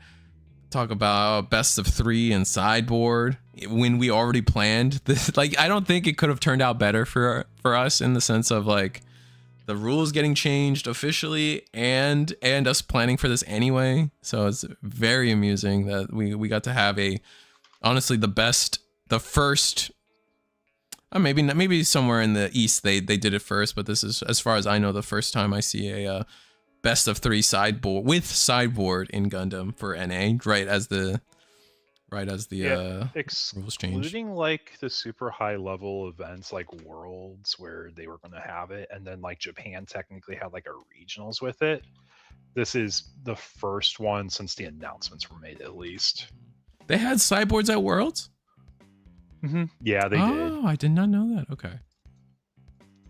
Yeah, I don't think it's much to write off about, just because like everyone's like, what's your one drops of choice for Blurple, you know? And it looks like we actually got to see a little bit of S-Dot's sideboard there on the screen. It was Looks of Determinations, Silver Bullets, and I didn't catch the last card. No Japanese regionals have had it, sideboards. Oh, interesting. Okay. I thought it was like their like nationals or like their second level event. I'm pretty sure they did, because that's where Blorple's use of Sword Impulse really came into play, I could have sworn. I might be misremembering stuff and getting things mixed up too. It happens all the time. Nationals did. There we go. Japanese Nats. Yeah, got you. Yeah, okay. So I wasn't super crazy for thinking they had it. Had something other than Worlds. Yeah. But anyway, I'm glad to be part of like the conversation of that best of 3 in sideboard. I was an advocate of it, so hopefully we'll see what the players thought of it tonight, going into next week, and what they all thought about getting to prep their decks and prep for this tournament. So that'll be interesting what they thought of that. And then they were playing it while we were all at Vegas and didn't have sideboards. Oh, I see. Japan gets everything, man, but it makes sense. We have a regional in Mexico next month. Josh Shadow got second last time. Yeah, I remember we were talking about that earlier. Josh Shadow was actually the player that lost to the clan deck or whatever, right? Bao Now was, yeah. Oh, Bao Now was. Oh, yikes. Hopefully this time he gets it. Well, good luck. Best of luck. The Japanese Nats was a very low population, maybe 32 players. Yeah, I mean our Nats was also really small too. NA Nats was only, Eagle, you would know. It was only like 50 people. Is that crazy? Maybe. I don't know if they broke 100 because it was all pure invite. I don't know the size offhand.